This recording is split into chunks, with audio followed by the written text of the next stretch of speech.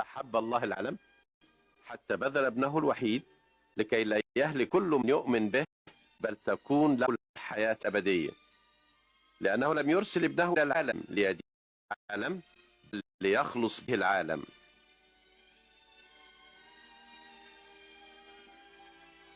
النهاردة أكثر من 1,000,000,000 إنسان بيآمنوا بالرب يسوع المسيح. الأناجيل الأربعة بتحكي قصة المسيحية، كل إنجيل بيكمل التاني بشكل رائع. فيلم يسوع بيقدم قصة المسيح زي ما هي مدونة بالوحي في إنجيل لوقا البشير.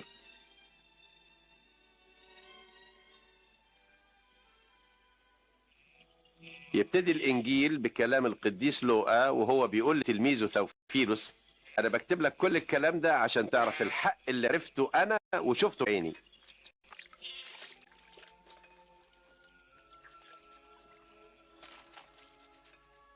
في أيام أسر إمبراطور روما، لما كان هيرودس ملك على اليهودية، ظهر الملاك جبرائيل لعذراء من الناصرة اسمها مريم.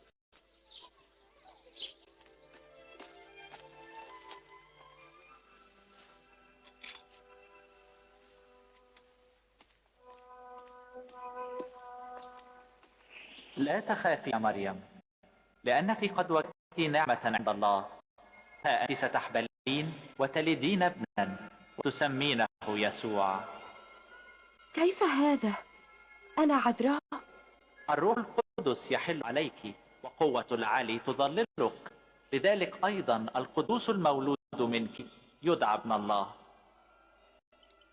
قامت مريم وراحت لأليصابات نسبتها، هي كمان كانت حامل بمعجزة. أليصابات. مريم، نسيبتي مريم، مباركة أنت في النساء، ومباركة هي ثمرة بطنك. حين صار صوت سلامك ارتقد الجنين بابتهاج في بطني. تعظم نفسي الرب إلهي، وتبتهج روحي بالله العلي مخلصي. فهوذا منذ الآن جميع الأجيال تطوبني.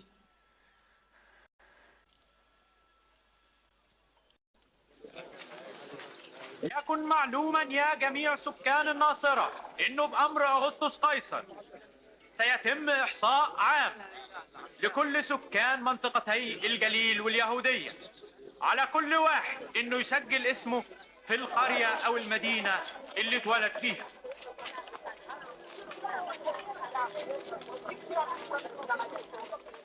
وراحت مريم تتسجل في بيت لحم مع يوسف خطيبها.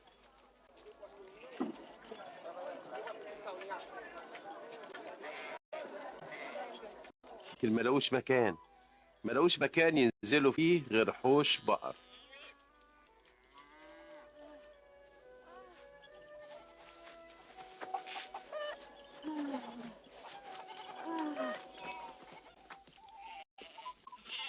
بره البلد كان في رعاة سهرانين بيحرسوا غنمهم. فجأة ظهر لهم ملاك ونور شديد نور حواليهم. إنه ولد لكم اليوم في مدينة داود مخلص، هو المسيح الرب.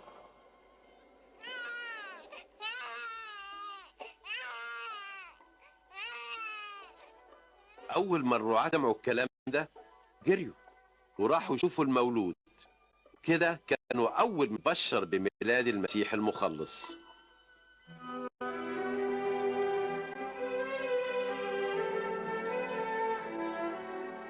بعد 8 أيام مريم ويوسف ختنوا الطفل وسموه يسوع، وخدوه أورشليم يقدموه للرب في الهيكل. كان في راجل بار كبير في السن اسمه سمعان، كان الروح القدس أعلن له إنه مش هيموت قبل ما يشوف المسيح. الآن تطلق عبدك يا سيد حسب قولك بسلام،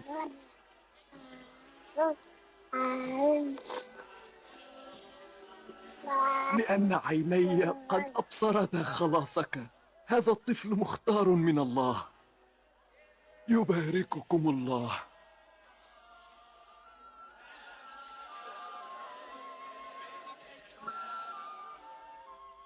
بعد ما خلصوا كل حاجة حسب الناموس رجعوا بلدهم.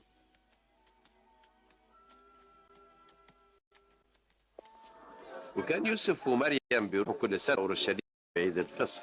لما بقى عمر يسوع 12 سنة راحوا أورشليم زي العادة. بعد العيد ما خلص رجعوا مع كل الناس، وهم في الطريق اكتشفوا ان يسوع مش معاهم. رجعوا يدوروا عليه. بعد 3 ايام لقوه في الهيكل وسط المعلمين والكهنة. ابن من الذي يسأل أسئلة هذه؟ من الناصرة. افتكرناه رجع معانا، التمس له العذر. وكل اللي سمعوه اندهشوا من فهمه واجوبته. يا ابني ليه عملت فينا كده؟ ده ابوك وانا كنا بندور عليك في كل مكان. لماذا تطلبانني؟ ألم تعلم أنه ينبغي أن أكون في مال أبي؟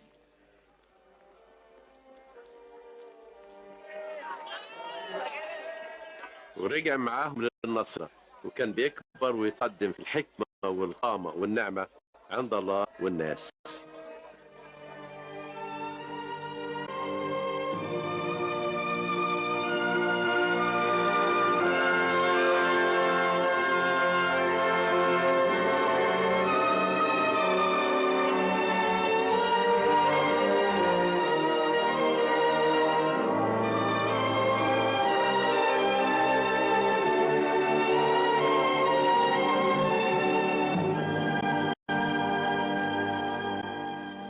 في السنة 15 لحكم طيبريوس قيصر كان بيلاطس البنطي والي على اليهودية، وهيرودس رئيس على الجليل، وحنان وقيافة رؤساء كهنة.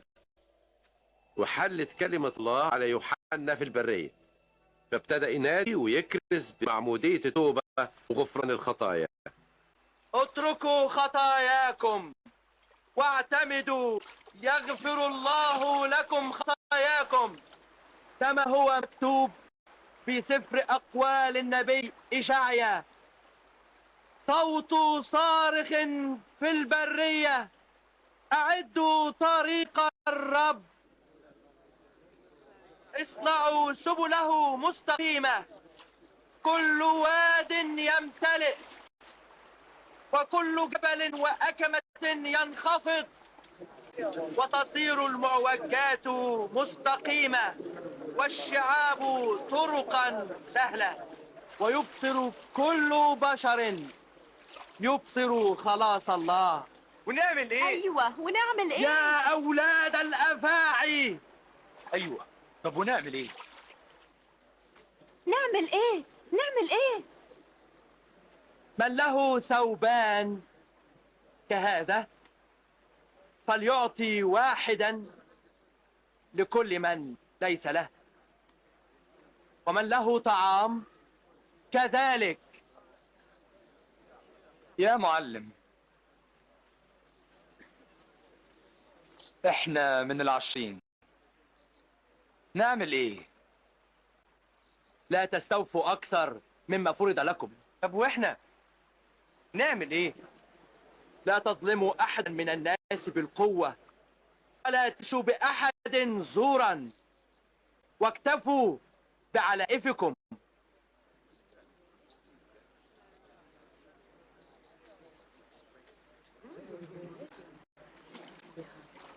قل لنا، هل انت المسيح؟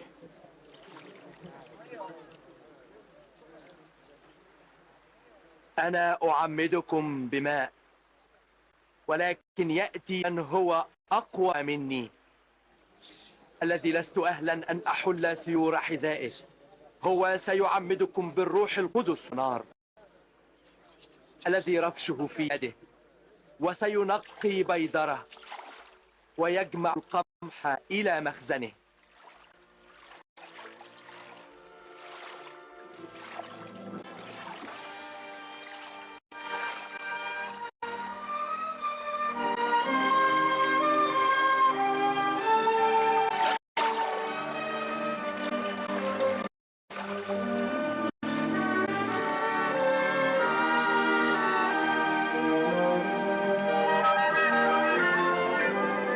وحل عليه الروح القدس شكل حمامة،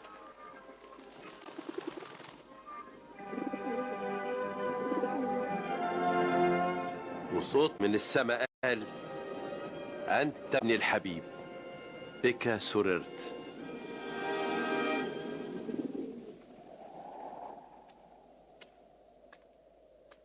ولما ابتدى يسوع خدمته كان عمره 30 سنة.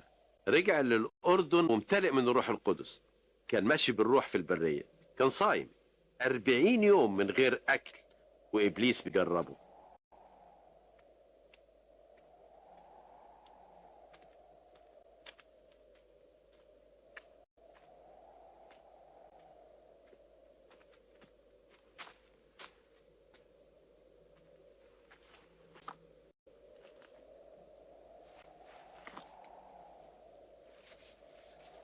وجاله إبليس وقال له: إن كنت ابن الله قل للحجر يتحول خبز.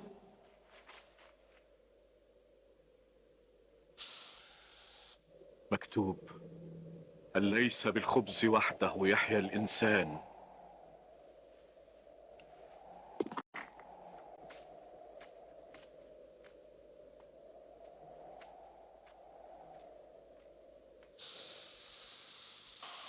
وخدوا إبليس لجبل عالي وجميع ممالك المسكونة في لحظة من الزمان. هديلك كل السلطان والمجد ده لأنه كله ملكي. أنا هديلي اللي أنا عايز أديهوله، لكن إن سجدت قدامي هيكون كله ليك. مكتوب: للرب إلهك تسجد وإياه وحده تعبد.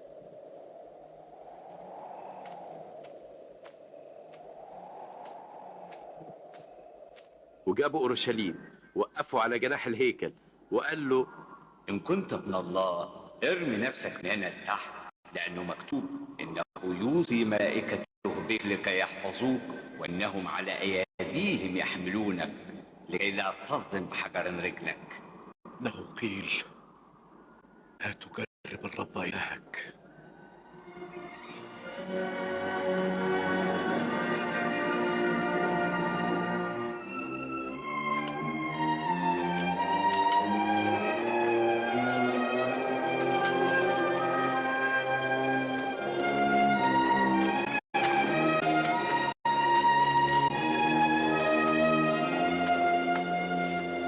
ورجع الناصرة بلده اللي اتربى فيها.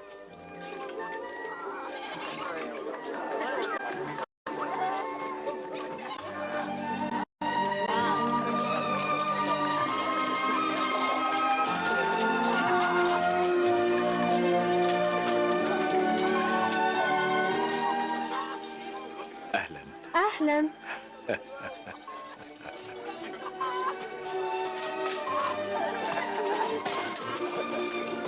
ودخل المجمع زي عادته كل يوم سبت.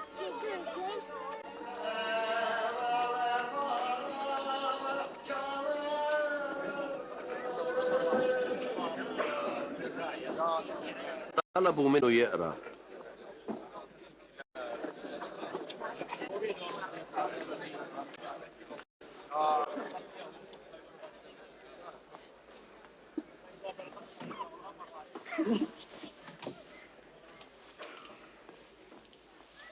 ادوه سفر إشعيا النبي.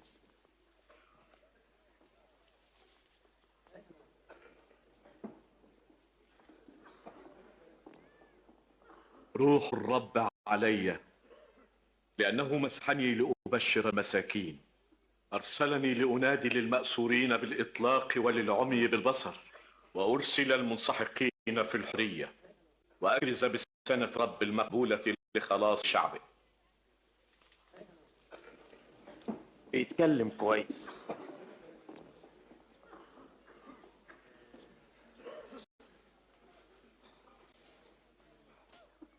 إنه اليوم قد تم هذا المكتوب في مسامعكم.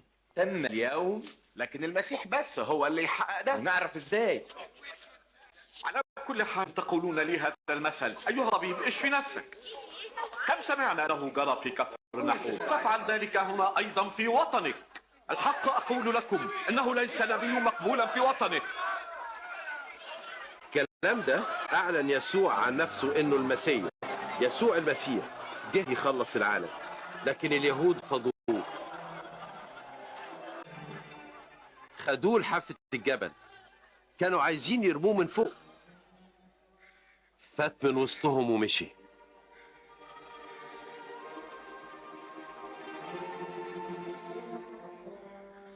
ونزل كفر نحوم.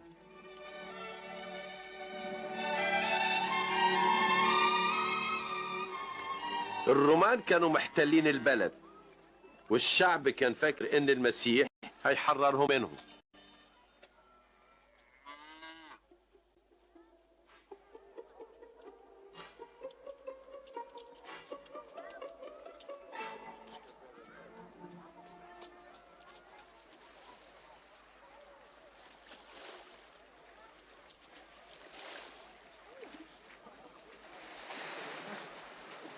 السلام لك. وانت يا معلم؟ هل قاربك يحملني؟ اتفضل. هو مش ممكن سيدنا. كلمنا. يسوع اتكلم معانا.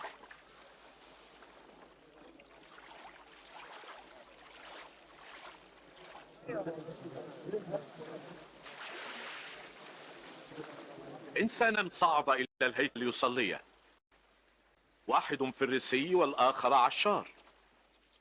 أما الفريسي فوقف ليصلي في نفسه: اللهم أنا أشكرك أني لست مثل باقي الناس الخاطفين الظالمين الزناة، ولا مثل هذا العشار. أصوم مرتين في الأسبوع وأعشر كل ما أقتنيه. أما العشار فلم يشأ أن يرفع عينيه نحو السماء، بل قرع على صدره قائلا: اللهم ارحمني أنا الخاطئ. أقول لكم إن العشار نزل إلى بيته مبررا دون الفريسي، لأن كل من يرفع نفسه يتضع، ومن يضع نفسه يرتفع. يا سمعان، ابعد إلى العمق والقوا شباككم لصيد. ايوه يا معلم، لكننا تعبنا الليل كله وما اصطدناش ولا حاجه. لكن على كلمتك حرمي الشبك يا سيد. يعقوب، يوحنا،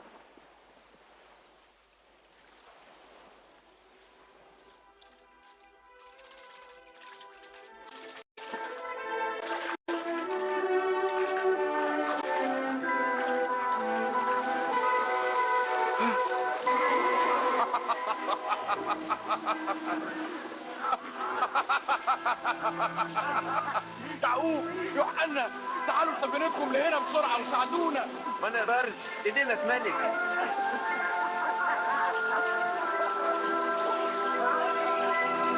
هذا يكفي، هذا يكفي.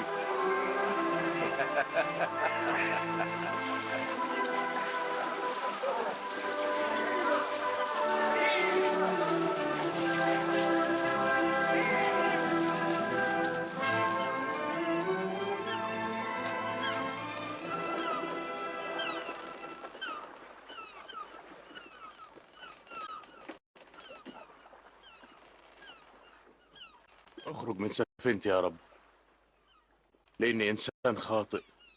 لا تخف، الآن تصطاد الناس.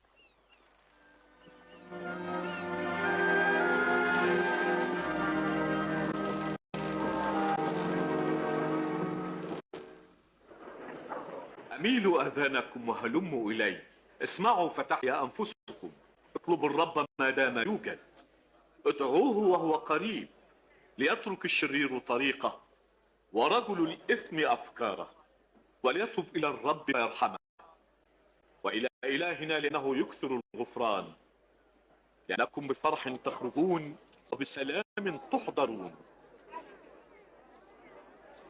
اهو المسيح، بصوا.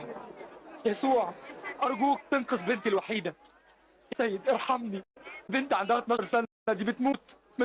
من فضلك تعالى معايا. يايروس، أنا آسف. يسوع، بنت ماتت، ما تتعبش المعلم. لا تخف، آمن فقط فهي تشفى.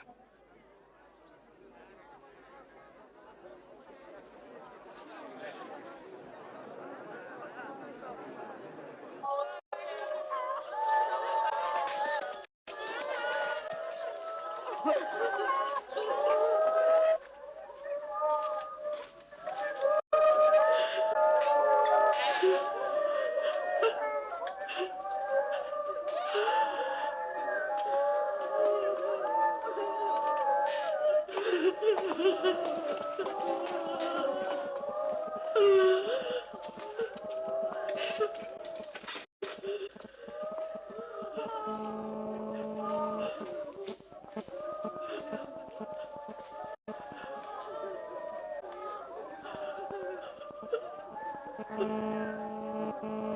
تبكوا، لم تمت لكنها نائمة.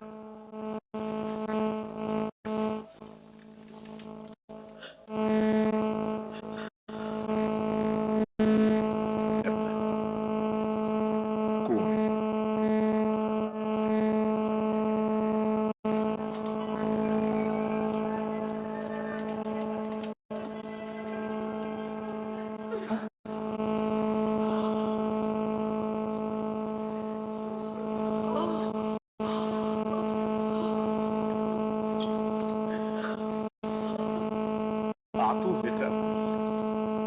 أنا أوصيكم ألا تقولوا لأحد.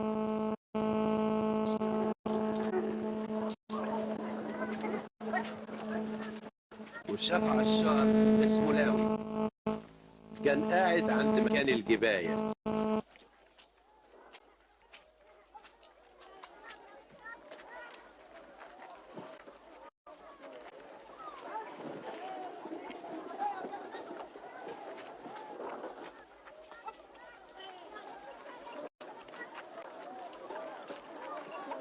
اتبعني.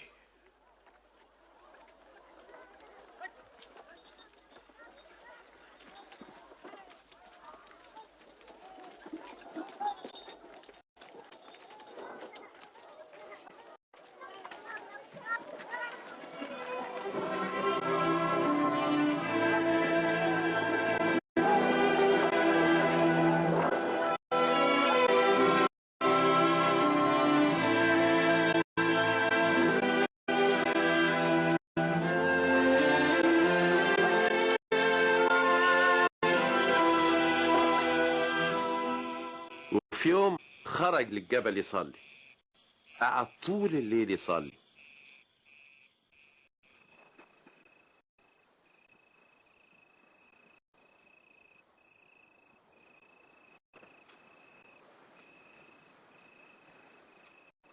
ولما طلع النهار جاب تلاميذه واختار منهم 12 سماهم رسل.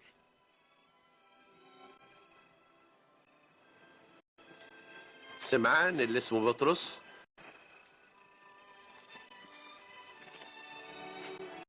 واندراوس اخوه، يعقوب،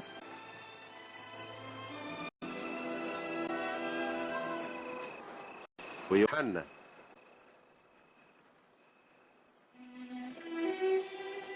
فيلبس، وبرثولوماوس، متى،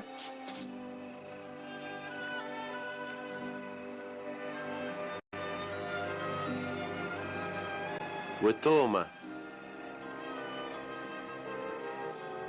يعقوب ابن حلفة، وسمعان الغيور، يهوذا اخو يعقوب، ويهوذا الاسخريوطي اللي خانه بعد كده.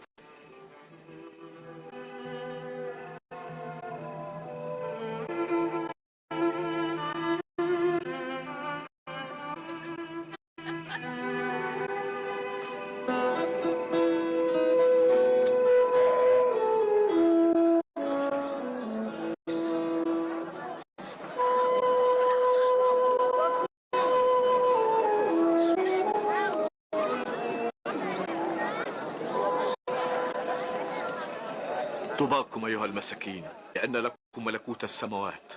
طوباكم أيها الجياع لأنكم تشبعون.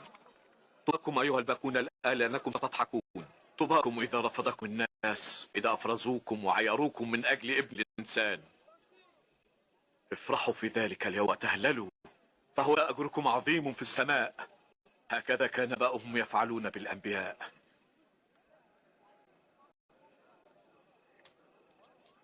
16 17 18 19 20 ده كل اللي عندي. بس كده ويل كمان. لكم أيها الأغنياء لأنكم نلتم عزاءكم.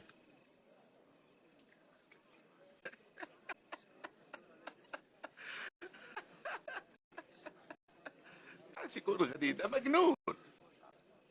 ويل لكم أيها الضاحكون الآن لأنكم ستحزنون وتبكون.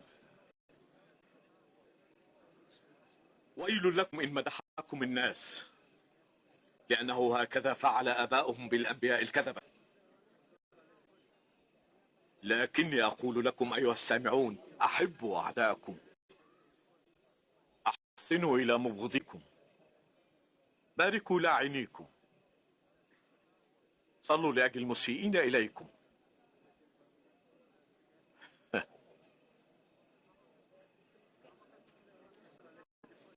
من ضربك على أحد خديك فاعرض له الآخر أيضا.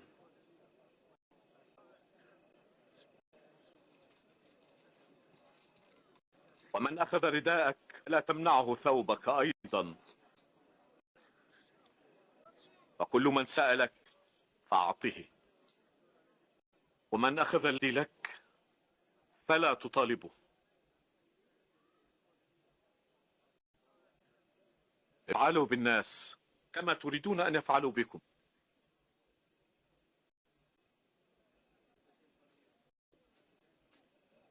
إن أحببتم الذين يحبونكم فأي فضل لكم، فإن الخطاة أيضا يحبون الذين يحبونهم.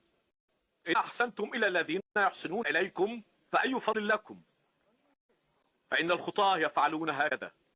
بيلمسها ازاي يكلمها؟ عيب كده، عيب.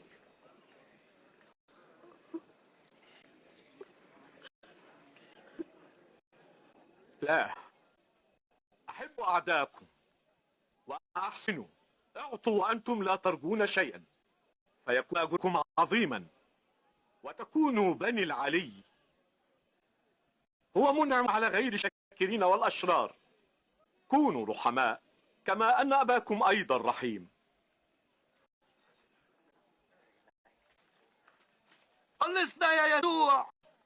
لا تدينوا فلا تدانوا، لا تقضوا فلا يقضى عليكم، اغفروا يغفر لكم.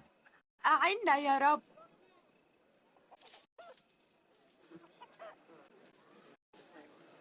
أعطوا أنتم أيضا تعطوا، لأنه بنفس الكيل يكال لكم. هل يقدر أعمى أن يقود أعمى؟ أما يسقط الاثنان في حفرة؟ لماذا تنظر القذى في عين أخيك والخشب في عينك لا تفطن لها؟ علمنا يا سيد. لا تتركنا يا رب. يا سيد، طوبى للبطن اللي حملك. بل طوبى للذين يسمعون كلام الله ويحفظونه. يا ترى مين الراجل ده؟ تفتكر ممكن يكون مسيح؟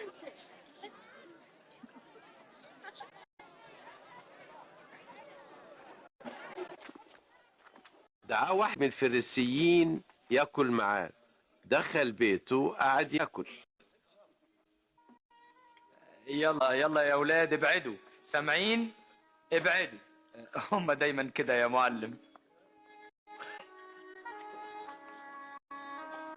ودي بتعمل ايه هنا؟ معرفش.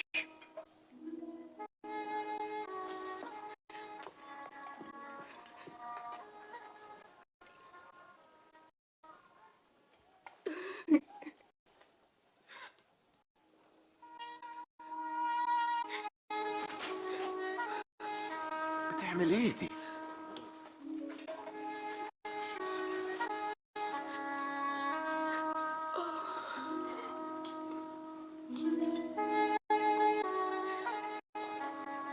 كان الراجل ده بصحيح نبي، كان عارف مين المرأة اللي بتلمسه دي. كان عارف قد ايه هي امرأة خاطية. أنا أعلم من هذه المرأة يا سمعان، ولكن اسمع لي. كان لأحد مديونان، على الواحد 500 والآخر 50، وإذا لم يكن لهما ما يوفيان سامحهما جميعا، فأيهما يحبه أكثر؟ أنا بيتهيألي اللي سامحه بالأكثر. صحيح. أتنظر هذه المرأة؟ إني دخلت بيتك ماء لأجل رجلي لم تعطي، وأما هي قد غسلت رجلي بالدموع ومسحتها بشعر رأسها. قبلة لم تقبلني، وأما هي فلم تكف عن تقبيل رجلي. بزيت لم تدهن رأسي، وأما هي فقد دهنت بالطيب رجلي. أقول لك قد غفرت خطاياها الكثيرة لأنها أحبت كثيرا، والذي يغفر له قليل يحب قليلا.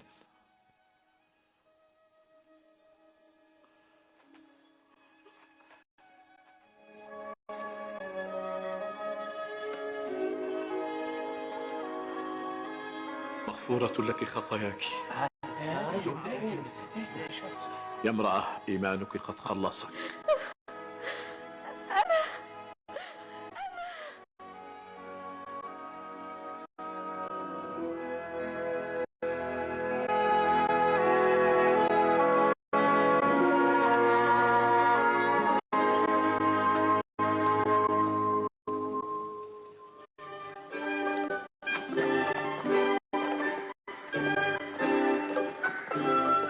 بعد كده كان دايما يكرز ويبشر بملكوت الله، وكان معاه التلاميذ وستات شفاهم من أرواح شريرة وأمراض: مريم المجدلية، يونا مرات خوذي وكيل هيرودس، وسوسنة.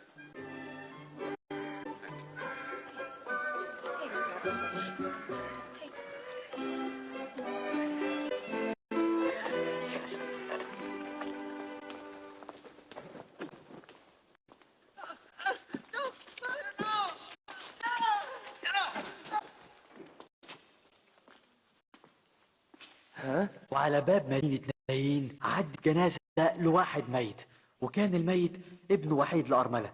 لما شافها يسوع اتحنن قلبه عليها ولمس النعش وقال: أيها الشاب لك أقولكم. فقعد الشاب الميت ورجعه يسوع لأمه. روح قل له: هل أنت اللي شهد يوحنا عن مجيئه، ولا ننتظر شخص آخر؟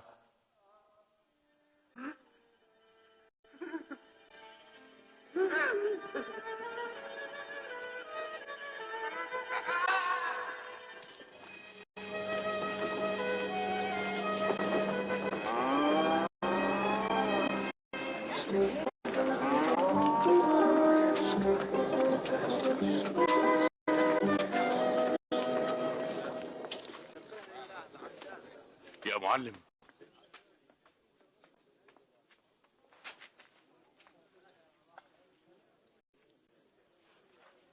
يا معلم، يوحنا المعمدان بعتنا نقول لك: هل أنت هو الآتي ولا ننتظر حد آخر؟ هيا اذهبا واخبرا يوحنا: العرج يمشون، البرص يطهرون، وطوبى لمن لا يعثر فيه.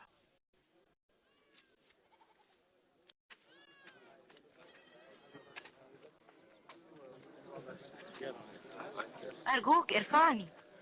اطلع. شايف كويس؟ أنا شايف يسوع.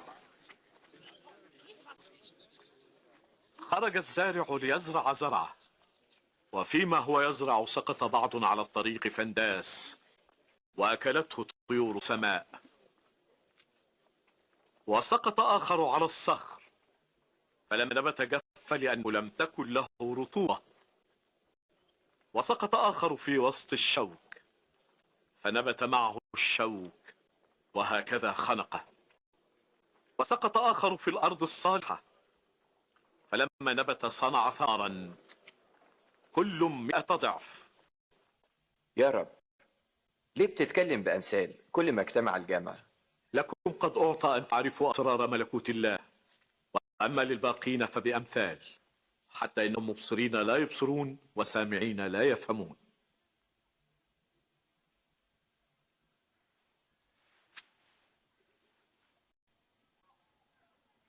وهذا هو المثل: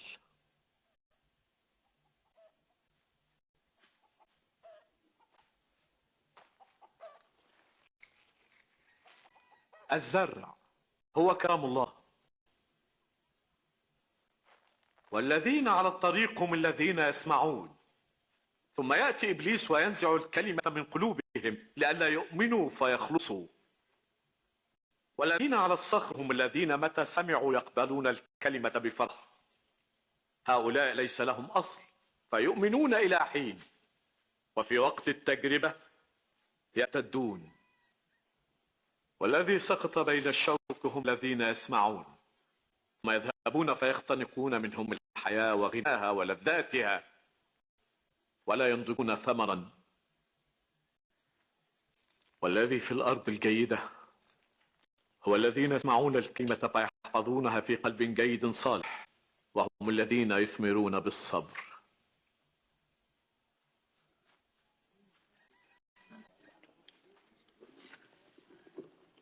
ليس أحد يوقد سراج ويغطيه بإناء، بل يضعه على منارة ينظر الداخلون النور، لأنه ليس خفي لا يظهر ولا مكتوم لا يعلم ويعلن.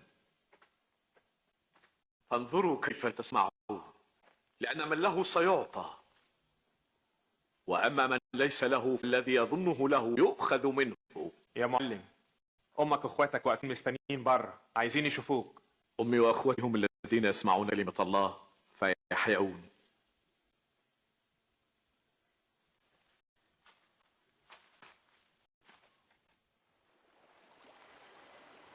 وفي يوم دخل السفينة مع تلاميذه وقال لهم اعبروا البحيرة.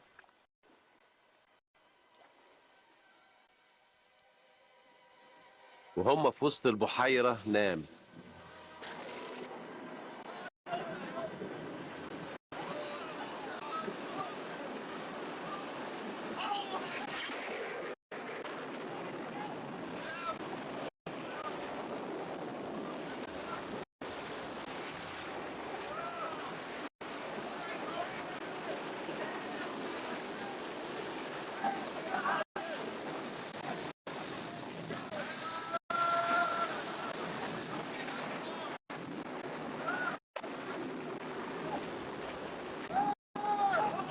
يا معلم، يا معلم، يسوع هنهلك، انقذنا يا معلم، انقذنا، انقذنا يا معلم.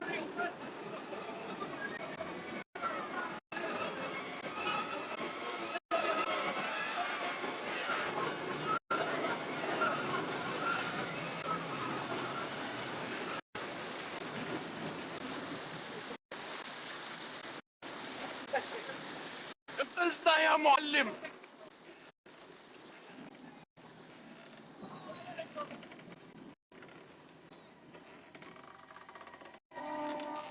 أين إيمانكم؟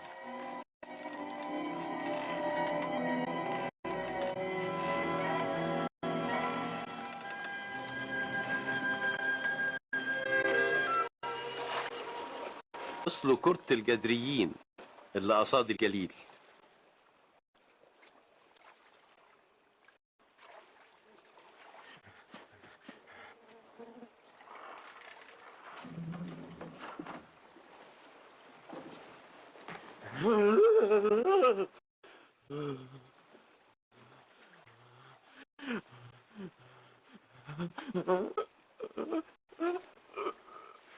يسوع يا ابن العلي،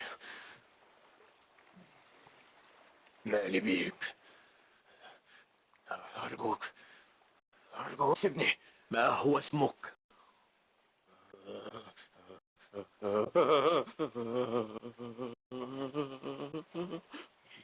لاجون. رب، لا تدخل في الهوية، ادخلنا في الخنازير.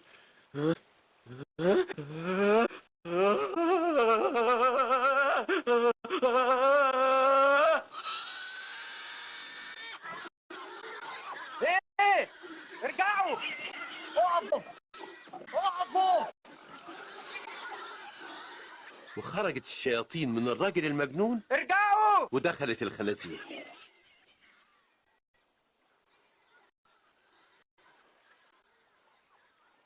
امشوا من هنا، انت ساحر، سيبونا، امشوا من المكان ده، سيبونا، روح من هنا. عايز أتبعك في كل مكان، خليني أتبعك.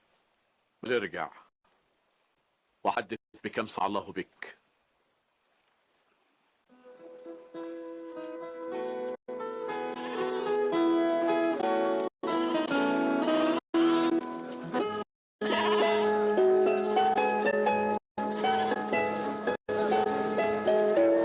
ولما التلاميذ رجعوا خدهم المسيح لحتة بعيدة خلا، بلد اسمها بيت صيدا.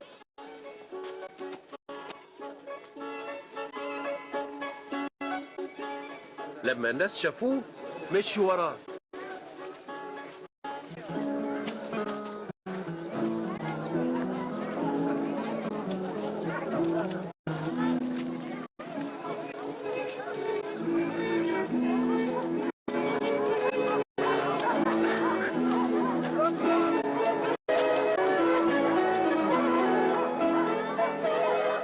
الدنيا ظلمت.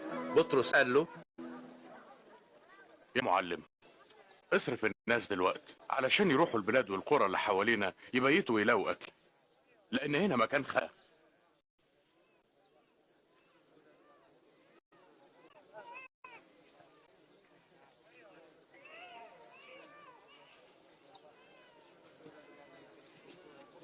أعطوهم أنتم شيئا ليأكلوا. لكن احنا ما عندناش غير 5 ترغيفة وسمكتين.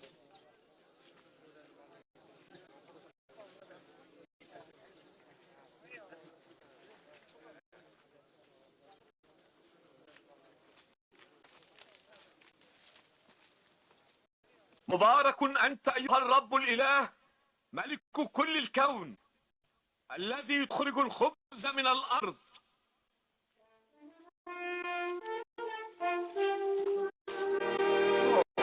معجزة معجزة.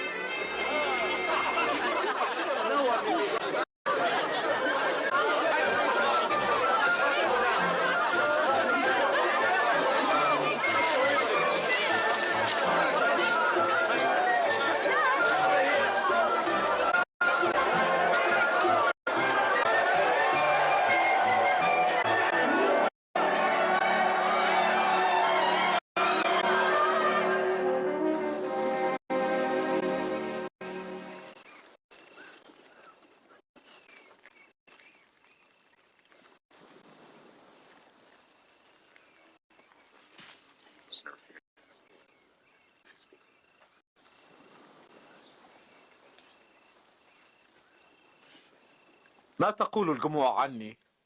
البعض بيقول انك يوحنا المعمدان، والبعض انك ايليا النبي، وغيرهم بيقول انك نبي من الانبياء القدماء قام تاني. وماذا عنكم؟ ماذا تقولون عني؟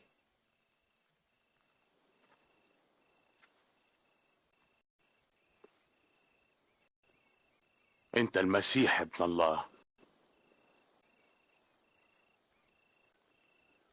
لا تقولوا لأحد.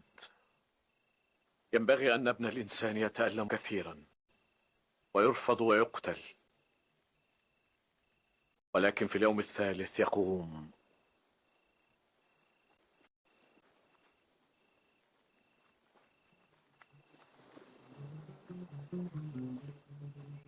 فاض قلبي بشوق يا الله، لك أنا أجيء بدموعي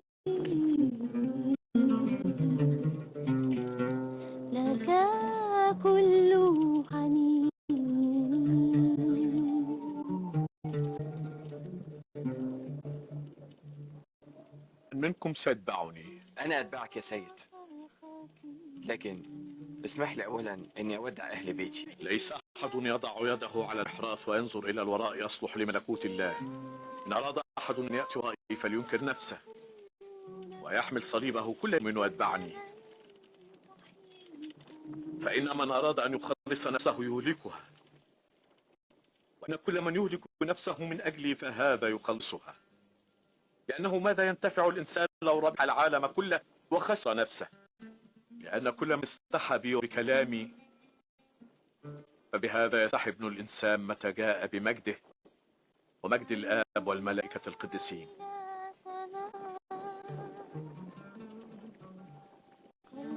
أقول لكم إن من القيام هنا قوما لا يذوقون الموت حتى يروا ملكوت الله. وجهك لي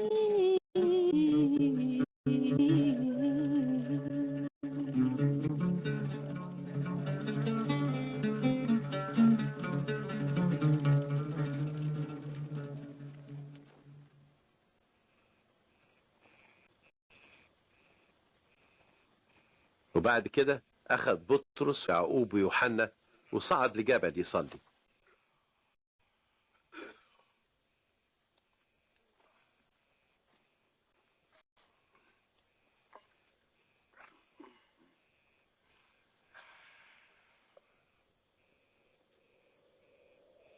وهو بيصلي اتغير شكله وهيئته، وهدومه بقت بيضة لمعة، وظهر له النبي موسى والنبي إيليا وقفوا يتكلموا معاه. أنت ستتمم قصد الله وستموت في أورشليم.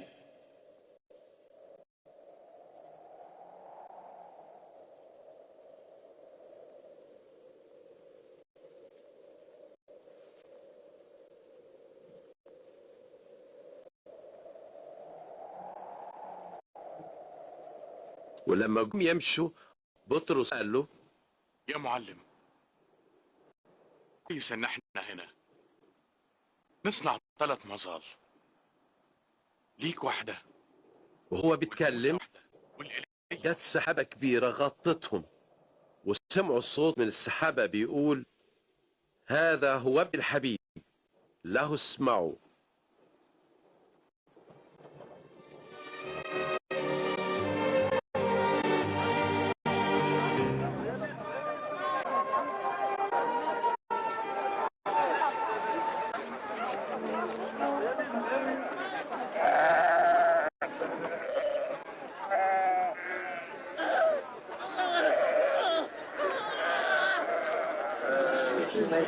يا معلم أرجوك بص لابني، عليه روح، ابني وحيدي. طلبت من تلاميذك يخرجوه، ما قدروش. أيوة ما قدروش. أيها الجيل غير المؤمن والملتوي، إلى متى أكون معكم وأحتملكم؟ قدم ابنك هنا.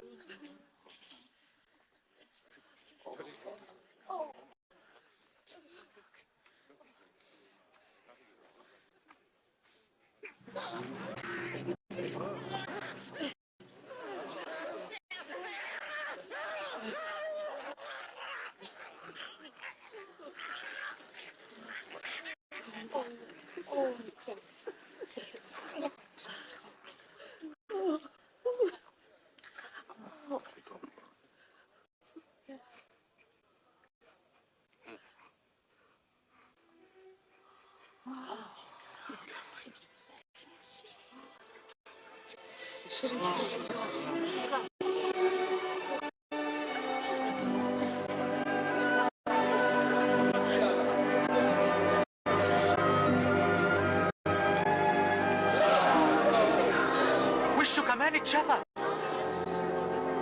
مبارك الرب.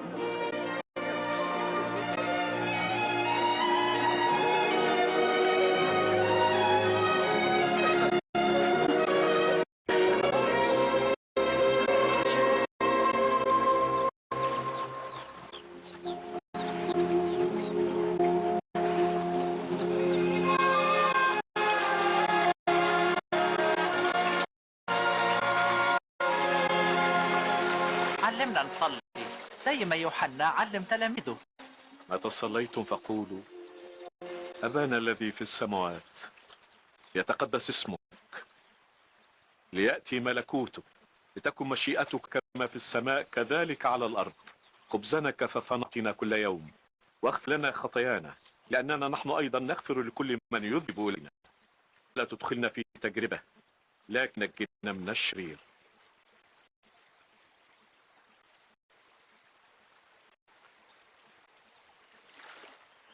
اسألوا تعطوا، اطلبوا تجدوا، اقرعوا يفتح لكم، لأن كل من يسأل يأخذ، ومن يطلب يجد، ومن يقرع يفتح له.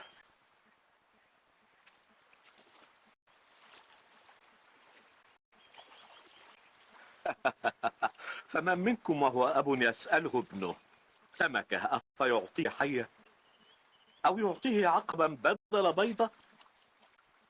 فإن كنتم أنتم أشرار تعطون أولادكم عطايا جيدة، فكم بالحري الأب الذي من السماء يعطي الروح القدس للذين يسألونه.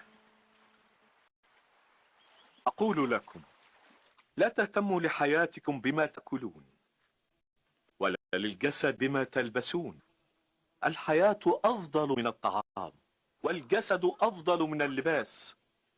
تأملوا الغربان، إنها لا تزرع ولا تحصد، وليس لها مخدع ولا مخزن، والله يقيتها. كم أنتم بالحري أفضل من الطيور.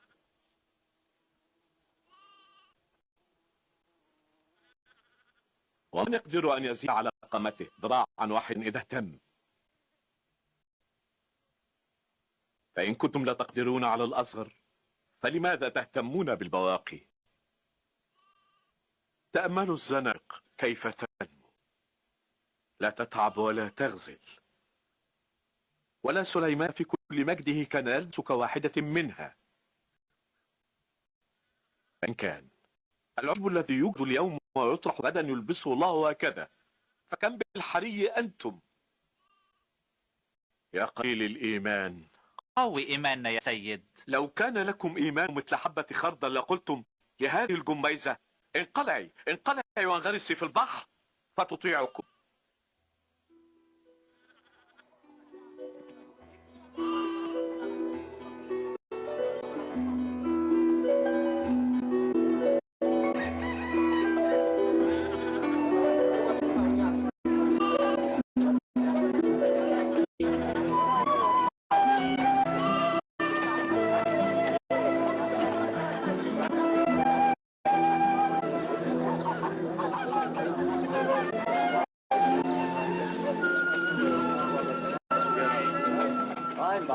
لا يمكن إلا أن تأتي العثرات، ولكن ويل للذي تأتي بواسطته.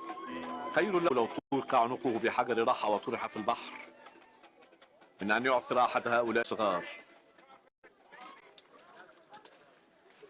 ماذا يشبه ملكوت الله، وبماذا أشبهه؟ يشبه حبة خردل ألقاها إنسان في بستانه، فنامت وصارت شجرة كبيرة، وتآوت طيور السماء في أغصانها. أنا مش عارفة هو بيتكلم عن إيه.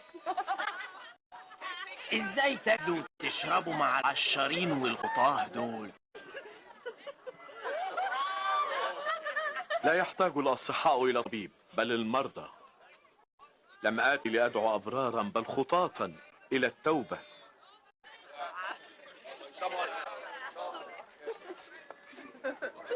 قل لنا أكتر يا سيد عن ملكوت الله. لا تخف أيها القطيع الصغير، لأن أباكم قد سر أن يعطيكم الملكوت. بيعوا مالكم واعطوا صدقة، اعملوا لكم أكياسا لا تفنى، وفي السماوات كنزا لا ينفذ، ومن ثم هناك لا يقرب سارق ولا يفسد سوس. حيث كنزكم هناك قلبكم أيضا.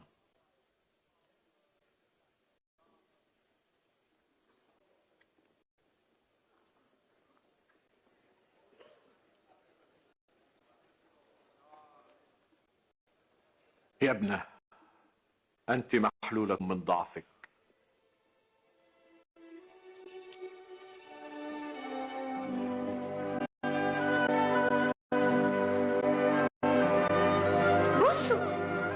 اتشفت. دي معجزة، دي اتشفت. تعالوا بصوا. مجدا للرب. 18 سنة. الله معك يا معلم. 6 أيام ممكن فيها العمل. في ال6 أيام تعالوا هنا وتشفوا. ما فيش عمل يوم السبت. أيها المراؤون، ألا يحل كل واحد منكم ثوره أو حماره يمضي به ويسقيه يوم السبت؟ وهذه ابنة إبراهيم قد ربطها الشيطان 18 سنة، أما كان ينبغي أن تحل يوم السبت.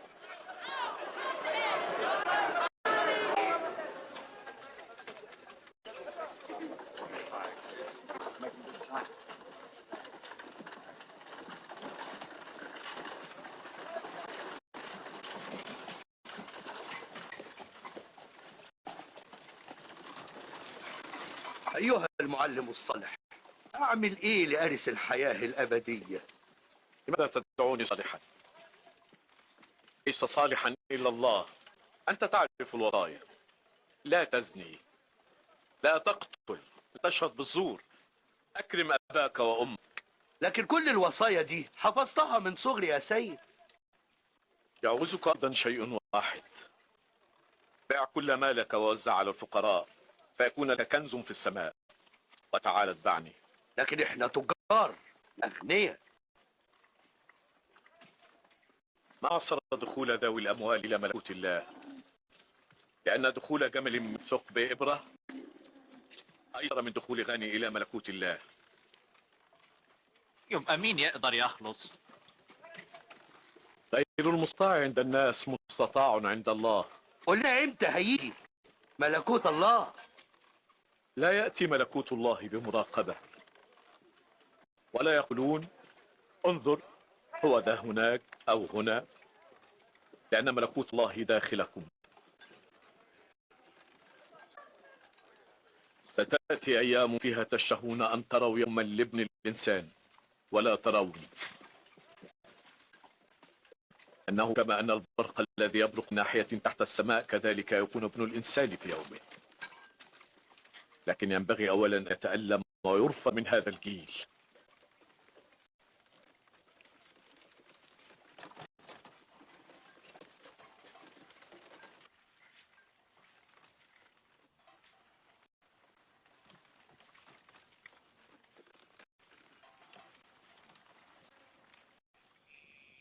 ولكن زوال السماء والأرض أيسر من أن تسقط نقطة واحدة من الناموس. أنبياء كثيرون وملوك أرادوا أن ينظروا ما تنظرون ولم ينظروا، وأن يسمعوا ما تسمعون ولم يسمعوا. طيب نعمل إيه؟ ماذا يقول الناموس؟ كيف تقرأه؟ تحب الرب إلهك من كل قلبك ومن كل نفسك ومن كل قدرتك وكل فكرك، وتحب قريبك مثل نفسك. نعم، افعل هذا فتحيا. من هو قريبي؟ طبعا مش الجنود الرومان. أبو قيصر. إنسان كان نازلا من أورشليم إلى ريحة، فوقع بين اللصوص فعروه وجرحوه ومضوا وتركوه بين حي وميت.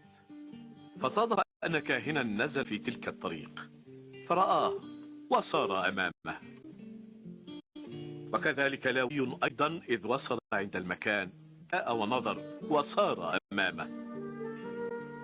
ولكن السامري مسافرا جاء إليه، ولما رآه تحنن فتقدم وعالج جراحاته وصب عليها زيت وخمرا وأركبه على دبته وأتى به إلى فندق واعتنى به. وفي الغد لما مضى أخرج دينارين وقال لصاحب الفندق اعتني به، ومهما أنفقت أكثر فعند رجوعي يوفيك. فأي هؤلاء الثلاثة صار قريبا للذي وقع بين اللصوص؟ اللي عمل الرحمة. أنتم أيضا اصنعوا هكذا. دعوا الأولاد يأتون إلي ولا تمنعوهم، لأن لمثل هؤلاء ملكوت الله. الحق أقول لكم إن كل من لا يقبل ملكوت الله مثل ولد فأبدا لن يدخله. كل من يقبل طفلا من هؤلاء باسمي يقبلني، من يقبلني يقبل الذي أرسلني، لأن الأصغر فيكم يكون أعظم الكل.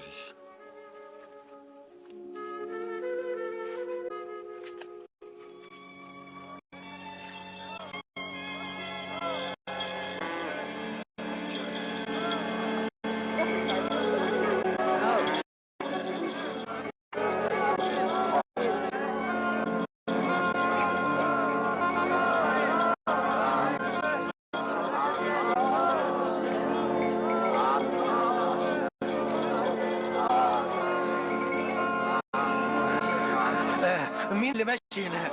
يسوع ناصري هو اللي عدى قدامك.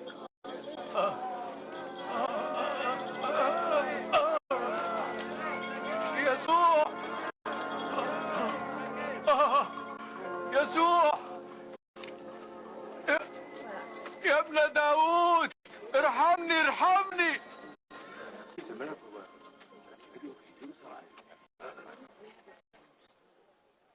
ماذا تريد أن أفعل؟ يا سيد، أن أبصر.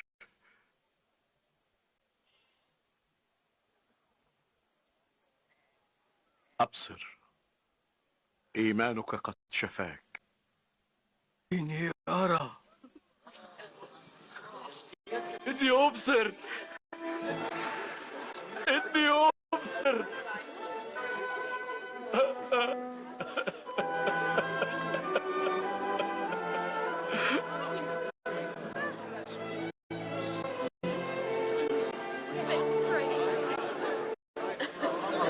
وطافوا مدن وقرى يعلم، وسافر ناحية أورشليم، وكانت الجموع بتسأله عن الطريق للخلاص وعن ملكوت الله.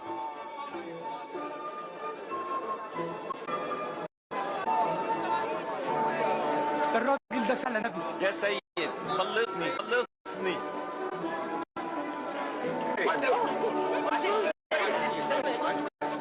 يا رب خلصنا خلصنا، مبارك أنت يا رب.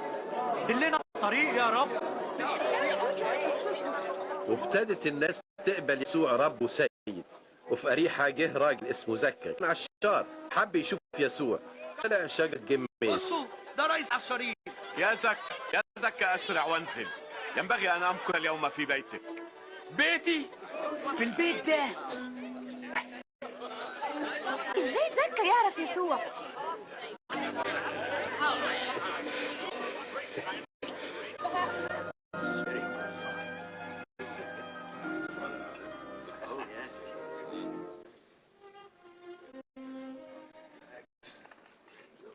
اسمعوا، أنا هدي نص المال اللي عندي للمساكين، وإن كنت غشيت حد أرد له 4 أضعاف.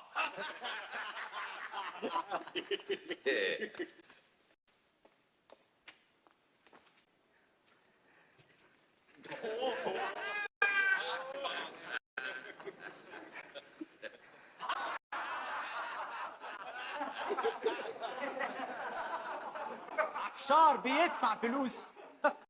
مستحيل.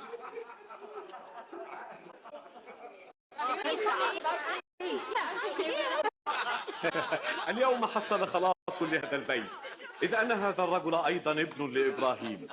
ابن الإنسان جاء لكي يخلص ما قد هلك.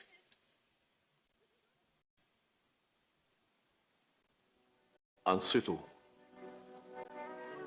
سنصعد إلى أورشليم، وسيتم كل ما هو مكتوب عن ابن الإنسان،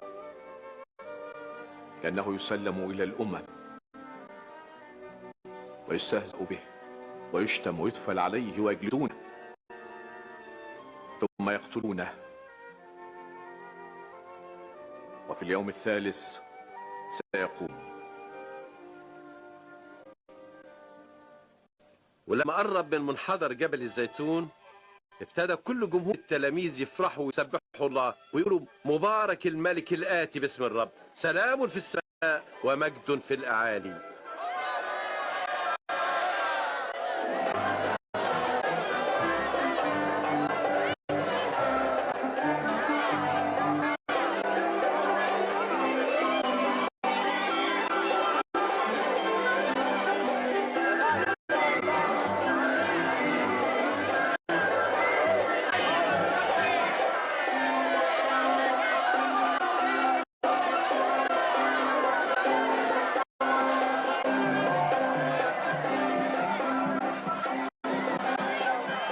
يا معلم انتهر تلاميذك ليسكتوا. إنه إن سكت هؤلاء فإن الحجارة نفسها تصرخ. مبارك أنت، سلام ومجد لك.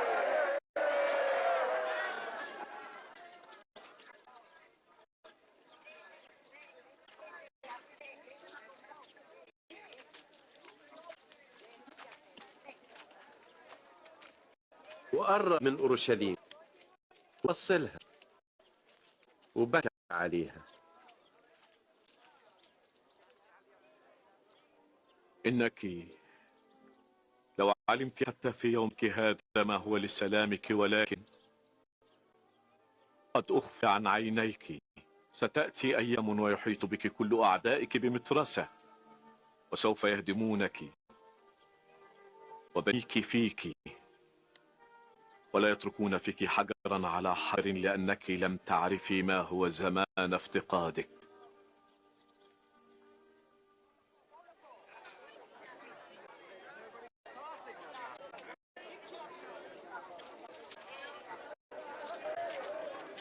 والهيكل المقدس كان سوق يبيعوا ويشتروا فيه.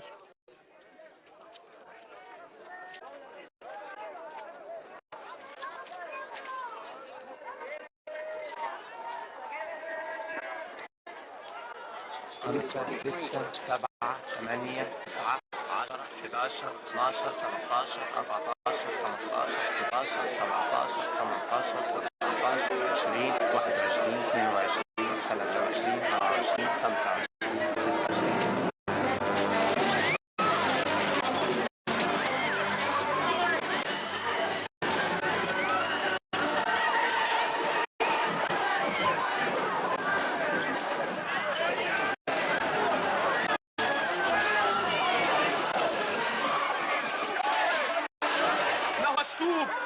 إن بيتي بيت الصلاة وأنتم جعلتوه مغارة للصوص.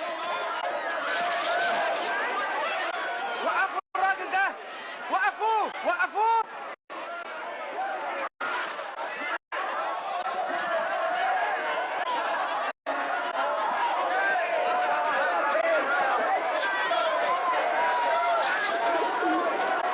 نادوا الحراس، نادوا الحراس.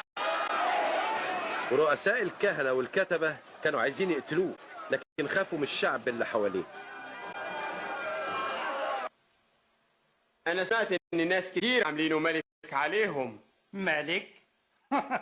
على اللصوص والمتسولين، شفنا زيه كتير قبل كده، يقولوا اللي يقولوه وبعدها خلاص. مش كده، أتباعه بيكتروا كل يوم والشعب متعلق بيه. إيه ده للدرجة دي؟ اسمعوا كلامي بقى كويس. لو الراجل ده هدد الأمن مرة تانية أنا هفنيكم كلكم.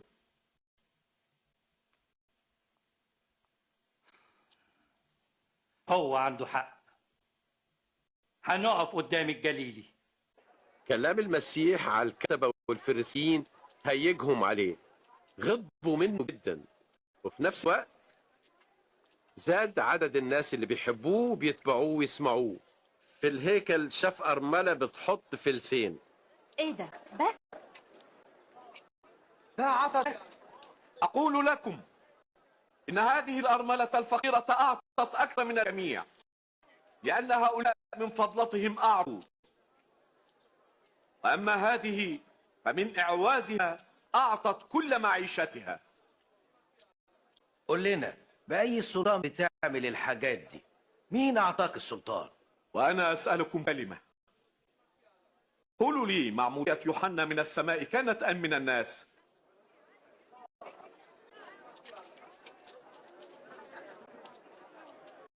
نرد عليه ايه؟ إن قلنا من السماء يوم يقول لنا لماذا لم تؤمنوا به؟ وإن قلنا من الناس كل الشعب هيرجونا، لأنهم كلهم مؤمنين إن يوحنا نبي. احنا ما نعرفش منين جه. ولا أنا أقول لكم بأي سلطان أفعل هذا.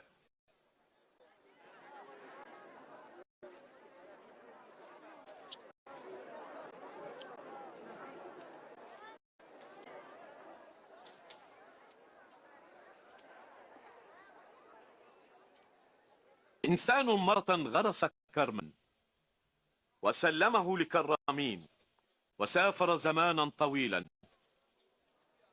وفي نفس الوقت أرسل عبدا أرسله إلى الكرامين لكي يعطوه من ثمار الكرم، فجلدوه الكرامون وأرسلوه فارغا، وأرسل عبدا آخر فجلدوا ذلك أيضا وأهانوه وأرسلوه فارغا، ثم عاد فأرسل ثالثا فجرحوا هذا أيضا وأخرجوه. فقال صاحب الكرم: ماذا أفعل؟ أرسل ابني الحبيب؟ إذا رأوه يهابون. فلما رأوه تأمروا فيما بينهم قائلين: هذا هو الوارث، هلم نقتله لكي يصير لنا الميراث. كمل وبعدين. أخرجوه خارجا وقتلوه. ماذا يفعل صاحب الكرم بهؤلاء الفعلة؟ يأتي ويهلك هؤلاء ويعطي الكرم لآخرين؟ إذا ما هو هذا المكتوب؟ الحجر الذي رفضه الناؤون وقد صار رأس الزاوية، كل من يسقط عن ذلك الحجر يجرح، وكل من سقط الحجر عليه يسحقه سحقا. يا معلم، نعلم أنك بالاستقامة تعلم، ونعلم أيضا أنك لا تقبل الوجوه، بل بالحق تعلم طريق الله. قل لنا، أيجوز لينا أن نعطي جزية لقيصر أم لا نعطي؟ خد بالك ده بيجربك. أروني دينارا.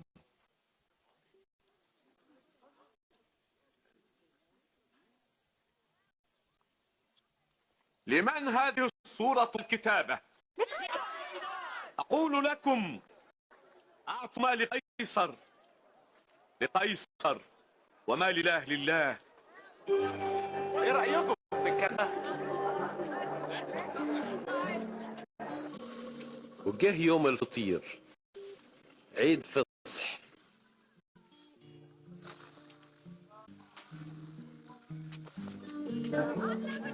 قام يسوع بعت بطرس ويوحنا يجهزوا للعيد.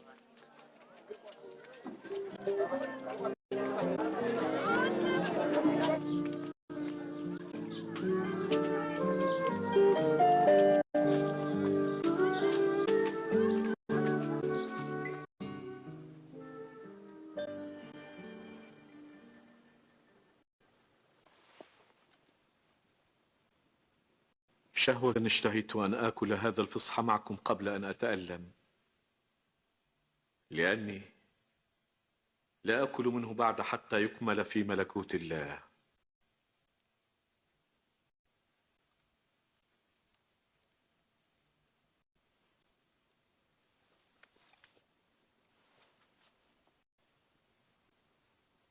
مبارك هو الله ملك الكون الذي يخرج الثمر من الأرض. خذوا هذه واقتسموها بينكم، إني لا أشرب من نتاج الكرمة حتى يأتي ملكوت الله.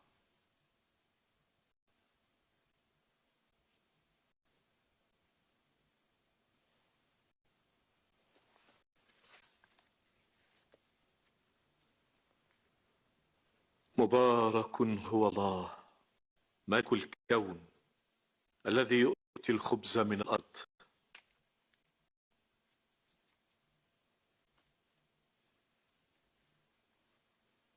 هذا هو جسدي الذي يبذى عنكم، اصنعوا هذا لذكري.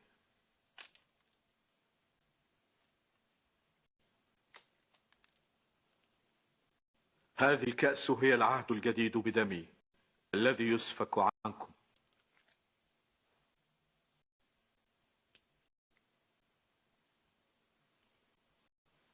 ولكن هو ذا يد الذي يسلمني هي معي على المائدة، وابن الإنسان ماضي كما هو محتوم، ولكن ويل لذلك الإنسان الذي يسلمه.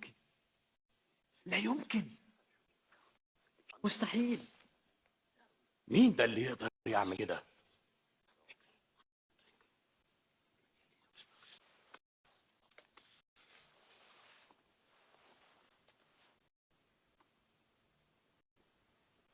ليكن الكبير فيكم كالأصغر والمتقدم كالخادم، لأن من هو أكبر هل هو الذي يتكئ أم الذي يخدم؟ أليس هو الذي يتكئ؟ ولكني أنا بينكم كالذي يخدم. أنتم الذين ثبتوا معي في تجاربي،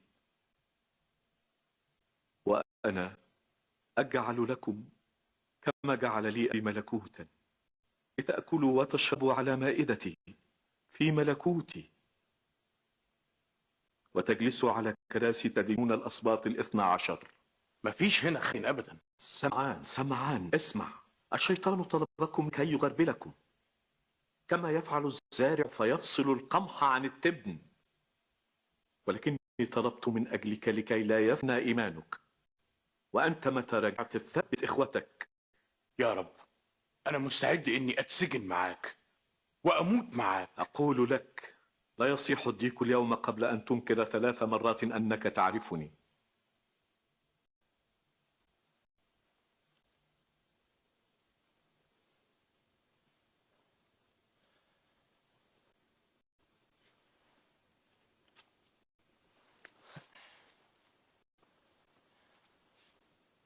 حين أرسلتكم بلا كيس ولا مزود هل أعوزكم شيء؟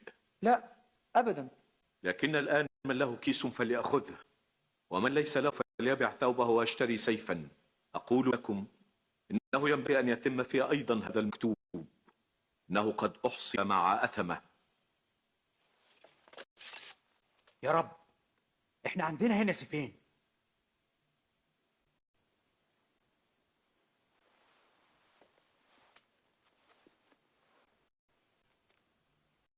يكفي. رؤساء الكهنة والكتبة كانوا بيدبروا ازاي يقتلوه. الشيطان دخل في يهوذا الاسخريوطي، واحد من تلاميذه،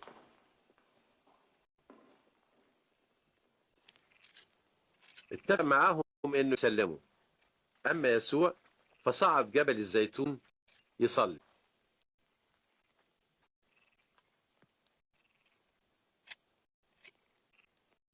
صلوا لكي لا تدخلوا في تجربة.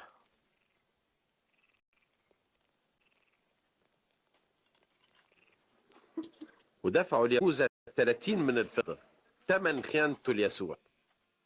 المسيح كان عارف ان ساعته جت، راح يصلي.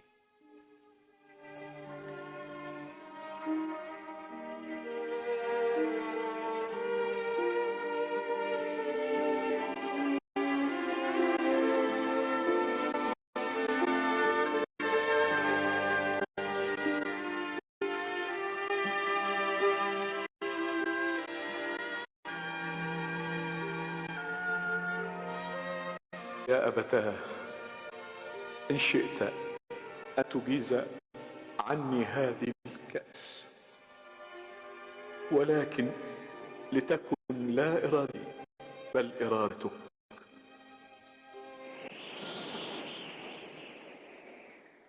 وظهر له ملاك من السماء عشان يقويه. كان عرقه زي نقط دم نازله على الارض.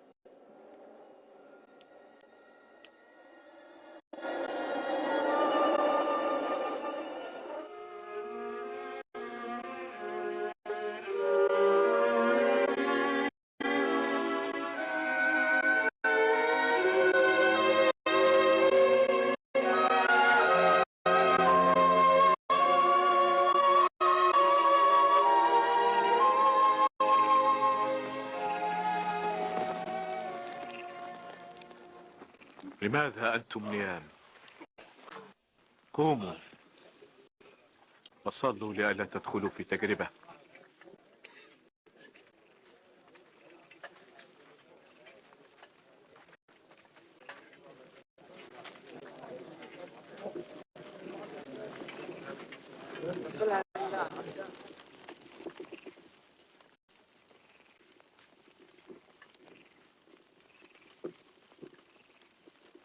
يهوذا،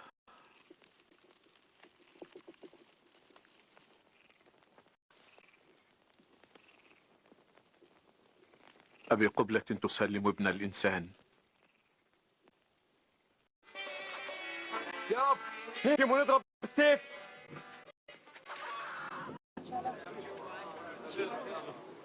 يلا قبضوا عليه يا بطرس.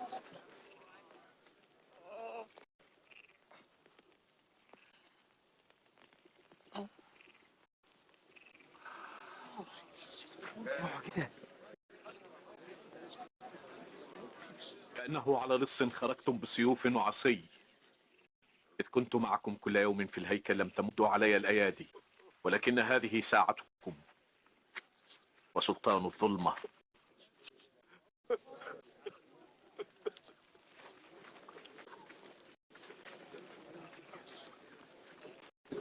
قبضوا عليه.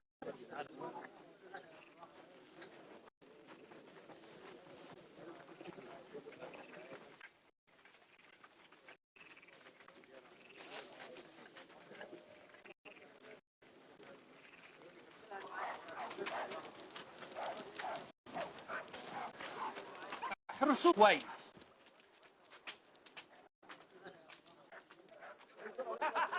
والعسكري اللي كانوا ماسكينه كانوا بيستهزئوا بيه. التوب ده لبسه ملك. يلا اتنبأ لنا. هتخلصنا يا صاحب الجناح، هتخلصنا. الراجل ده كان مع يسوع. أنا معرفوش. أنا شفت معاه.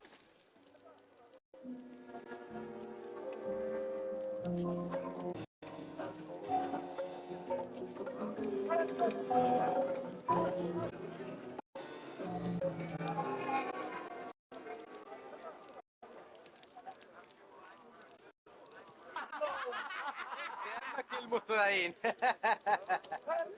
ايه شعورك وانت في المركز العظيم ده؟ وانت وحننا. أبدا مش أنا.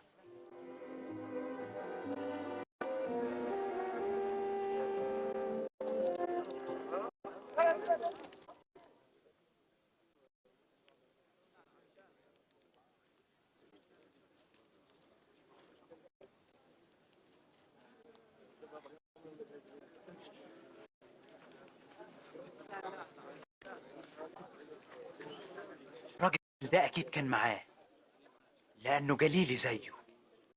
ابعد عني. أنا مش عارف أنتوا بتتكلموا عن إيه.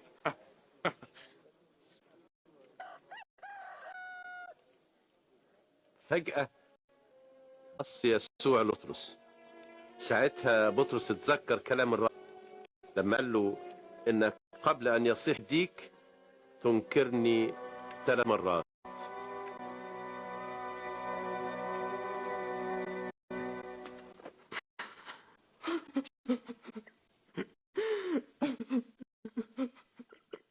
يا رب أطلب منك أن أعمل حسب عصبة قوتك. أنت اللي غفرت لآبائنا لما عصوا كلامك. أنت اللي غضبت عليهم لكن سامحتهم وغفرت لهم. حفظت عهدك بيهم وأمانتك ومحبتك.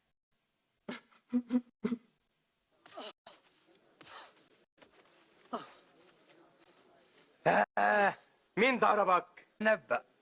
مين كمان؟ ها؟ كفاية. قلت كفاية. هاتوه قدام المجلس. يلا.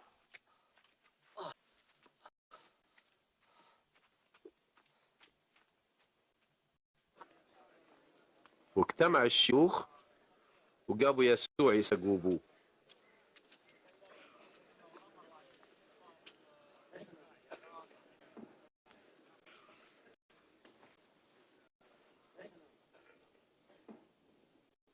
قل لنا، هل انت هو المسيح؟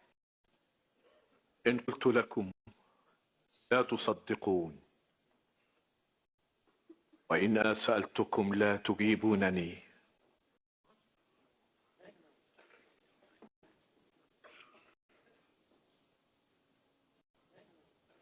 منذ الآن يكون ابن الإنسان جالسا عن يمين قوة الله. انت بقى ابن الله؟ إني أنا هو. اي سلطان يقول كده؟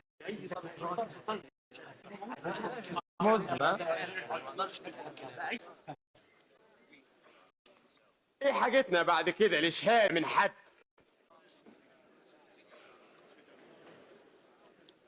نغدو إلى بيلاطس. يلا خدوه.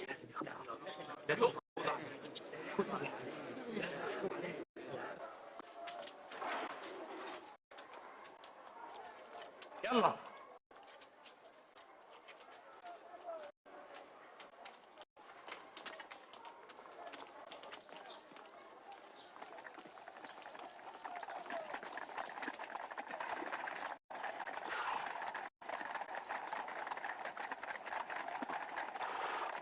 جابوه قدام بيلاطس الحاكم الظالم الشرير عشان يحاكمه، ووجهوا له تهم كتير. وماذا تريدون منا في هذه الساعة المبكرة؟ احنا لقينا الراجل ده بيفسد الأمة، عامل دوشة في سوق الهيكل. ازاي نحكم عليه؟ إني لا أجد علة واحدة في هذا الإنسان. لقيناه بيفسد الأمة، كان بيمنع إننا ندي جزية لقيصر، قال إنه هو المسيح ملك. ملك؟ أنت ملك اليهود؟ أنت تقول. ابتدى في الجليل ودلوقتي جه هنا. الجليل؟ هل الرجل جليلي؟ حسنا، أرسله إلى هيرودس، هو الآن في أورشليم. إلى هيرودس.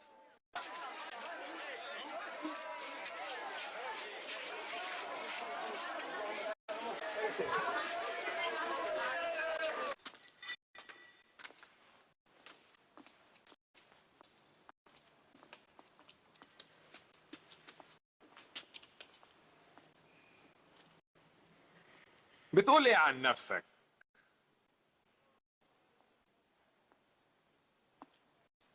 تلاميذك دول يكونوا مين؟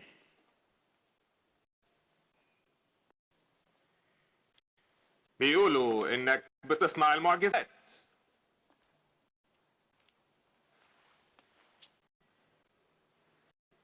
ورينا منهم حاجة. سيدي، الراجل ده بيفسد الأمة، مسمي نفسه ملك. ملك؟ ده؟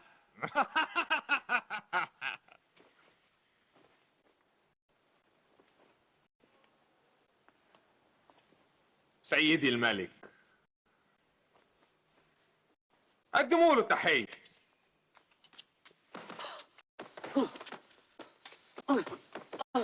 خدوه بقى لبيلاطس بولايته.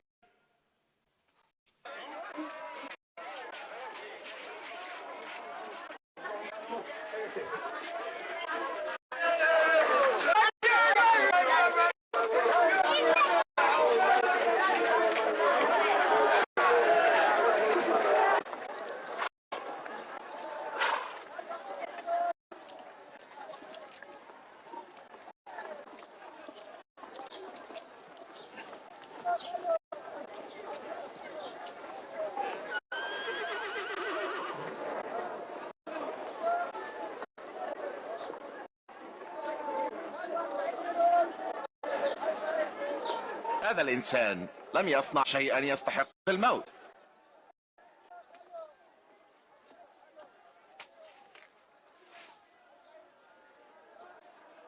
فأنا سأؤدبه ثم أطلقه. انت متعود دايما انك تطلع لنا اسير في كل عيد. طلع لينا باراباس. نعم. أيوة. وخد الراجل ده. نعم، طلع لنا باراباس.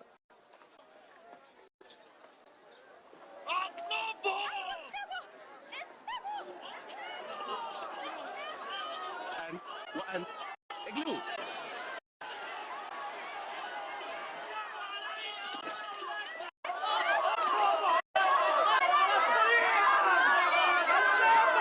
استنى ايه يا بيلاطس؟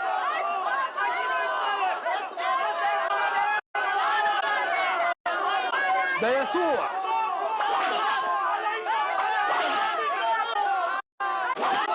بتعذبوك يا ليه؟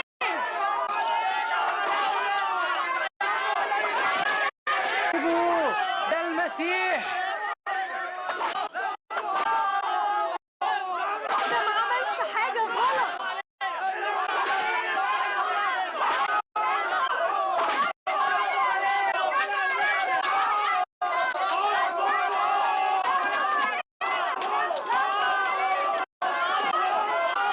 يلا ارفعوه. وكانوا بيصرخوا بصوت عالي عشان يصلبوا.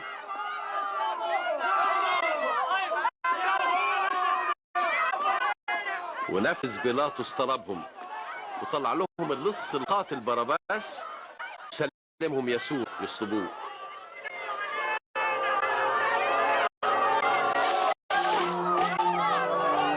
ارجعوا ارجعوا ارجعوا، ابعدوا عنه، وسعوا الطريق. ابعدي ابعدي ابعدي انت، اتحرك اتحرك، ابعد عن الطريق، يلا اتحرك، قوم قوم.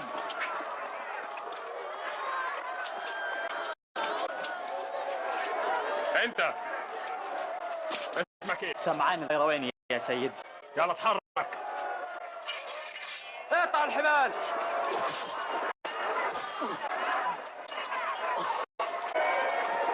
انت فيه، يلا اتحرك، ابعدوا ابعدوا، سيبوه.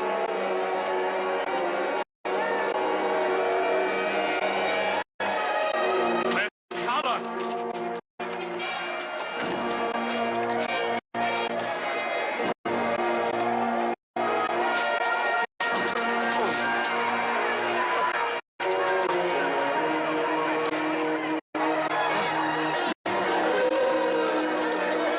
اخلوا الطريق، يلا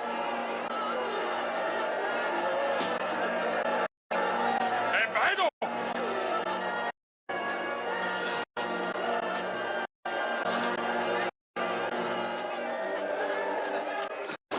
قلبنا معاك يا رب. اشرب اشرب اشرب يا سيد. يا بنات أورشليم، لا تبكين علي بل ابكين على أنفسكن. كانوا بالعود الرضي يفعلون هذا، فماذا يكون باليابس؟ يا يسوع الله معك، هنصلي من أجلك.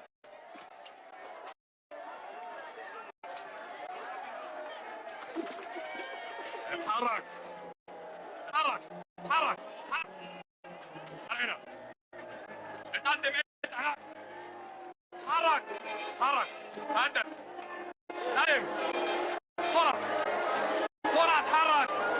وانت تعالى هنا اهو.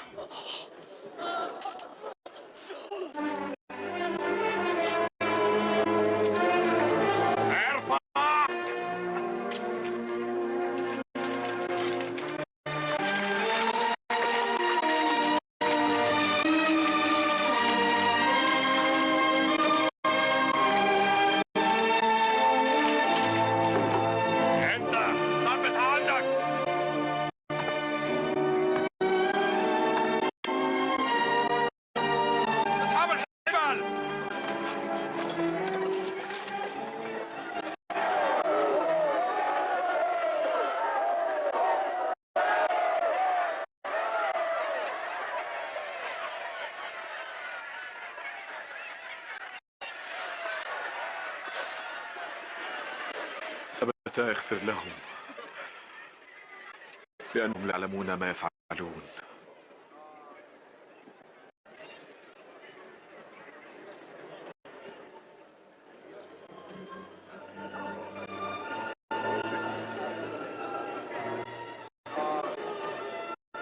خلص آخرين يخلص نفسه بقى. ايوه، خلص نفسك ان كنت انت المسيح. انزل عن الصليب. ورينا معجزة من معجزاتك.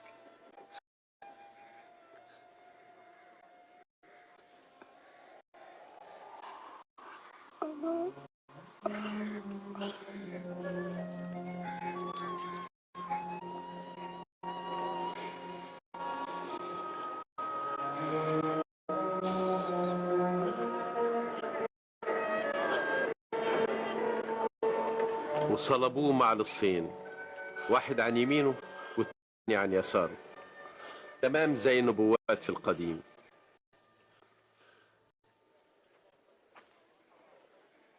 بصوا يا جماعة الرداء الجميل ده. يلا سيبوهولي. لا لا ما تقطعوش. تعالوا نعمل عليه ورقة. يلا ها. العب. 4 5 يا حظك كسبت مرة تانية. يا ترى هتعمل بيه ايه؟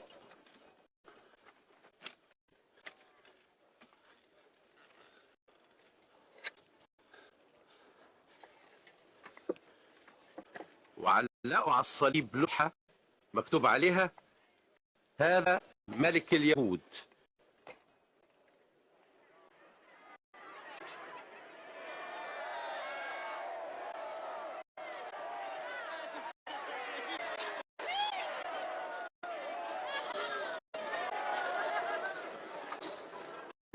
لو كنت انت ملك اليهود خلص نفسك.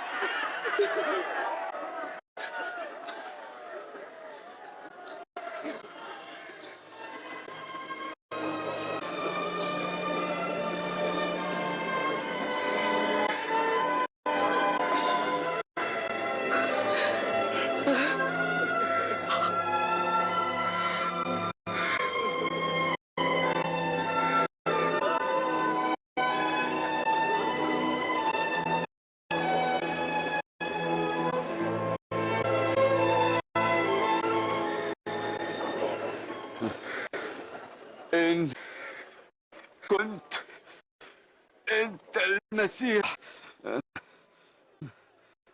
خلص نفسك وخلصنا.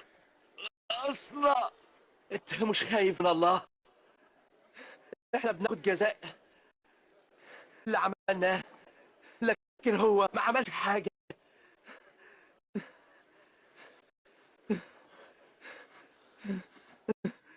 اذكرني يا رب متى جئت في ملكوتك. بالحق أقول لك إنك اليوم تكون معي في الفردوس.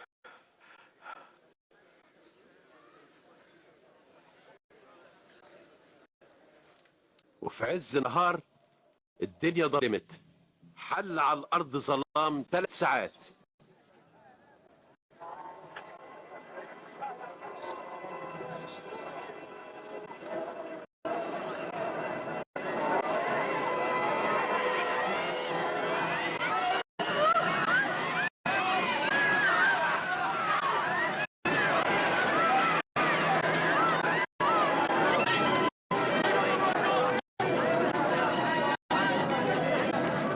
وانشق حجاب الهيكل من وسطه.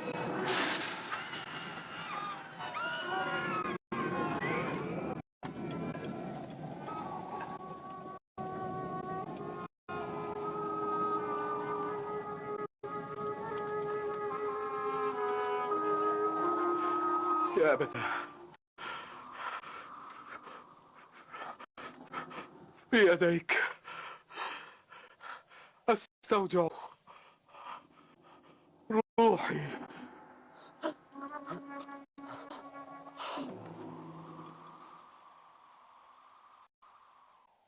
ولما شاف قائد 100 ده كله رفع وشه وقال: المجد لله. صحيح الإنسان كان بار.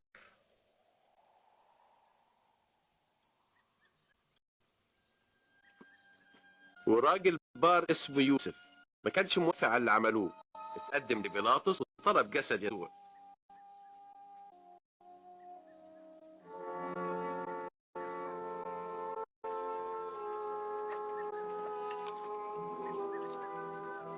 ونزله ولفه بتان وحطه في قبر قبل المغرب يوم السبت.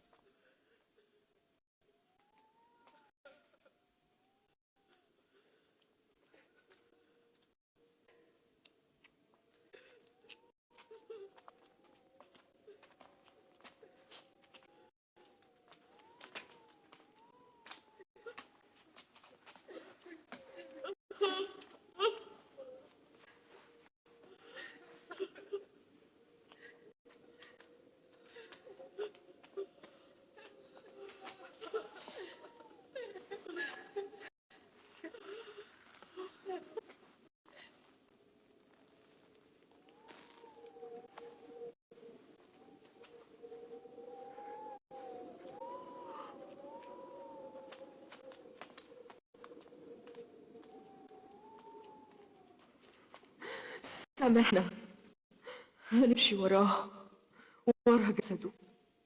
طيب يلا بينا، السبت قرب.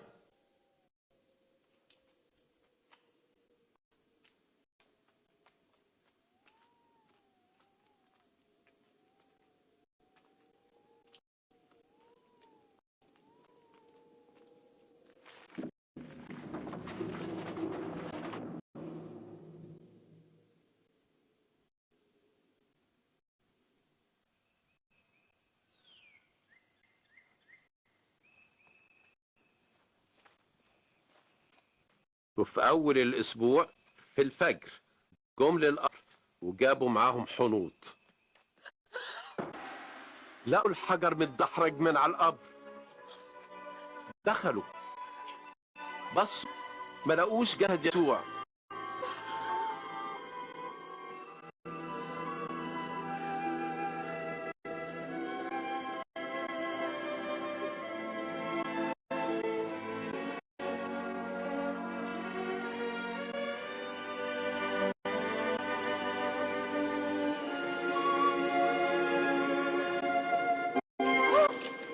لماذا تطلبنا الحي بين الأموات؟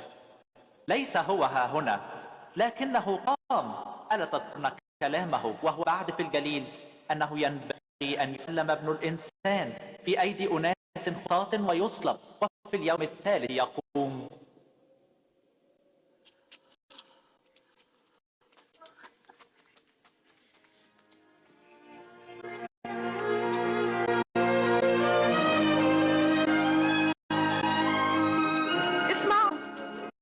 كان متدحرج، فدخلنا ولقينا جسد الرب اختفى. اختفى؟ جسد الرب اختفى؟ ظهر لنا مكان والملكين لامعين زي الشمس وقالوا لنا: لماذا تطلبنا الحي بين الأموات؟ ده كل اللي حصل.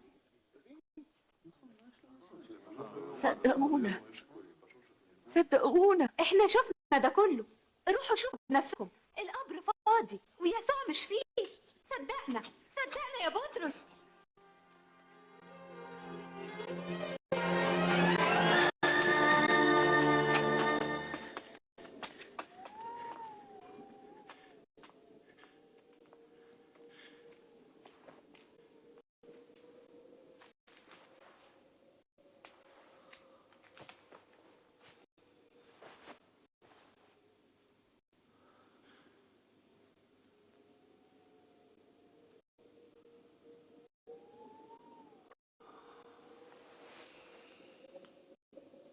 وظهر الرب يسوع لاثنين من تلاميذه رجعوا يحكوا للباقيين. الرب بالحقيقة قام وهو ظهر لسمعان. احنا ما قبلناه، ما عرفناهوش، لكن لما كسر الخبز عرفناه. الناس طيب وليه يروح هناك؟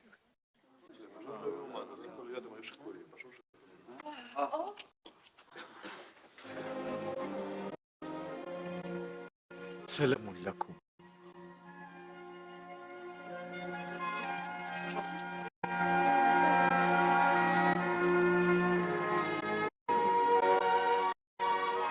ما بالكم مضطربين؟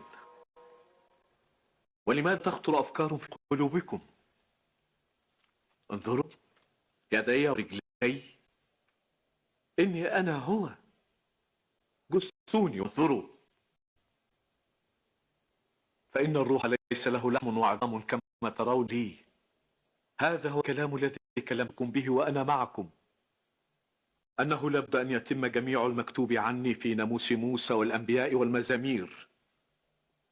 هكذا مكتوب أن المسيح يتألم ويقوم في اليوم الثالث، وأن يكرز باسمه بالتوبة ومغفرة الخطايا لجميع الأمم مبتدئا من أورشليم، وأنتم شهود لذلك. وها أنا أرسل إليكم موعد أبي، فأقيموا هنا حتى تلبسوا قوة من الأعالي.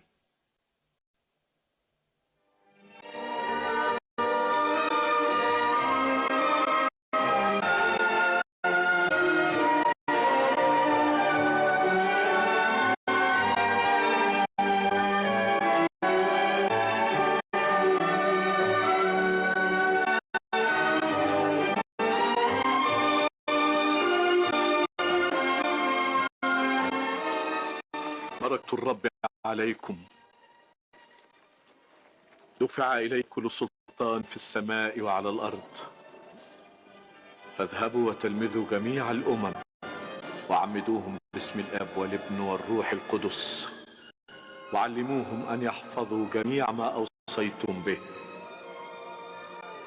وها أنا معكم كل الأيام إلى انقضاء الدهر. آمين.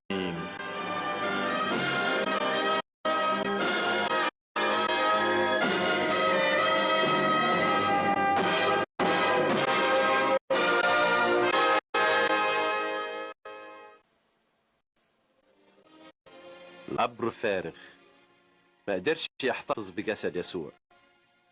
المسيح قام وغلب الموت والقبر.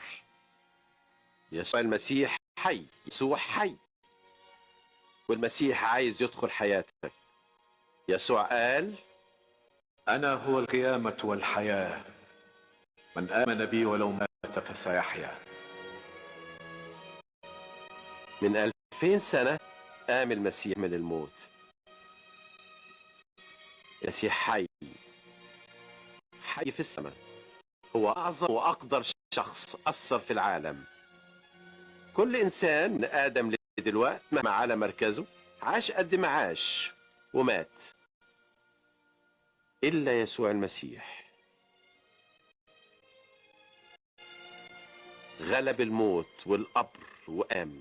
المسيح حي، ملوش مثيل. ميلاده معجزة، اتولد من العذراء مريم. حياته معجزة، كل حياته معجزات. عاش حياة الطهارة والبر، لم يصنع خطية، الوحيد اللي ملش ولا خطية. كل إنسان أخطأ إلا هو. جه بالمحبة والغفران والحياة الجديدة، حياة جديدة لكل من يقبله ويآمن به. كل من يؤمن به يحصل على الرجاء والفرح والحياة الجديدة.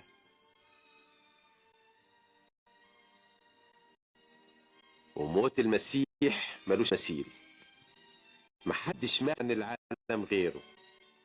الله أرسل ابنه الوحيد يسوع المسيح للعالم عشان يكون الفداء والذبيحة الوحيدة المقبولة عن خطايا كل الناس. المسيح مات عنك ولأجلك وقام. قام من الموت بمعجزة. أعظم معجزة، أقام نفسه من الموت. مولد المسيح وحياته وموته وقيامته دليل إنه ابن الله مخلص العالم.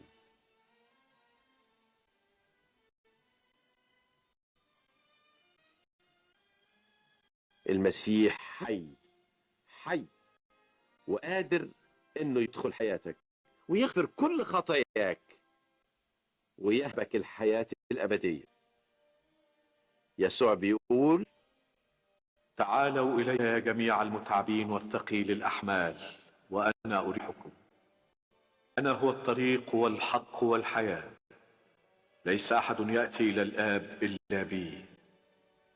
الكتاب المقدس بيقول إن الجميع أخطأوا وأعوزهم مجد الله، وبيقول كمان إن أجرة الخطية هي موت، وأما هبة الله فهي حياة أبدية في المسيح يسوع ربنا.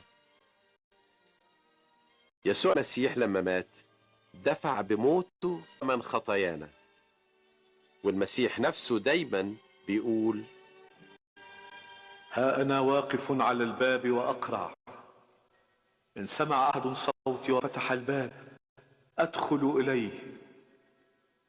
عشان تتمتع بمحبة الله وغفرانه، عشان تحصل على الحياة الأبدية، أنت محتاج تقبل المسيح مخلص ورب وسيد. اطلب منه يدخل حياتك ويكون لك مخلص ورب وسيد. صلي بإيمان، لو صليت بإيمان هيسمع ويستجيب ويدخل حياتك. صلي وقول: يا رب أنا محتاج إليك، أشكرك لموتك على الصليب عشاني. أنا أعترف بخطاياي وأتوب عنها. يا رب أنا بفتح لك باب قلبي وأقبلك مخلص ورب وسيد ليا. ادخل يا رب، ادخل وغيرني، اجعلني الشخص اللي عايزني أكونه. آمين. إن كانت الصلاة دي بتعبر عن رغبتك فعلا، صليها، أو أي صلاة زيها.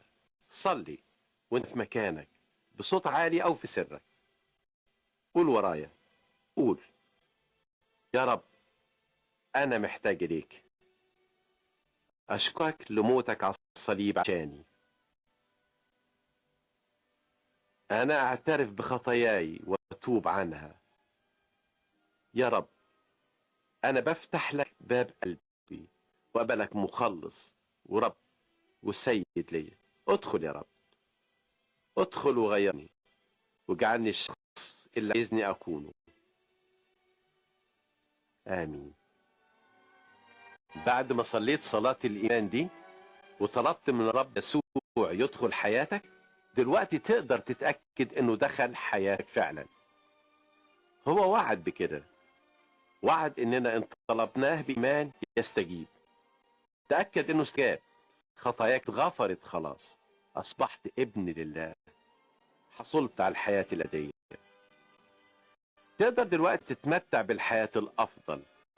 اتكلم معاه بالصلاة، اسمع صوته في قرايتك للكتاب المقدس. ادرس الكتاب المقدس كل يوم، واظب على حضور كنيسته بيته المقدس، كل الكنايس بيوته وكل المؤمنين أولاده، وتذكر كلامه الرائع اللي وعدنا بيه: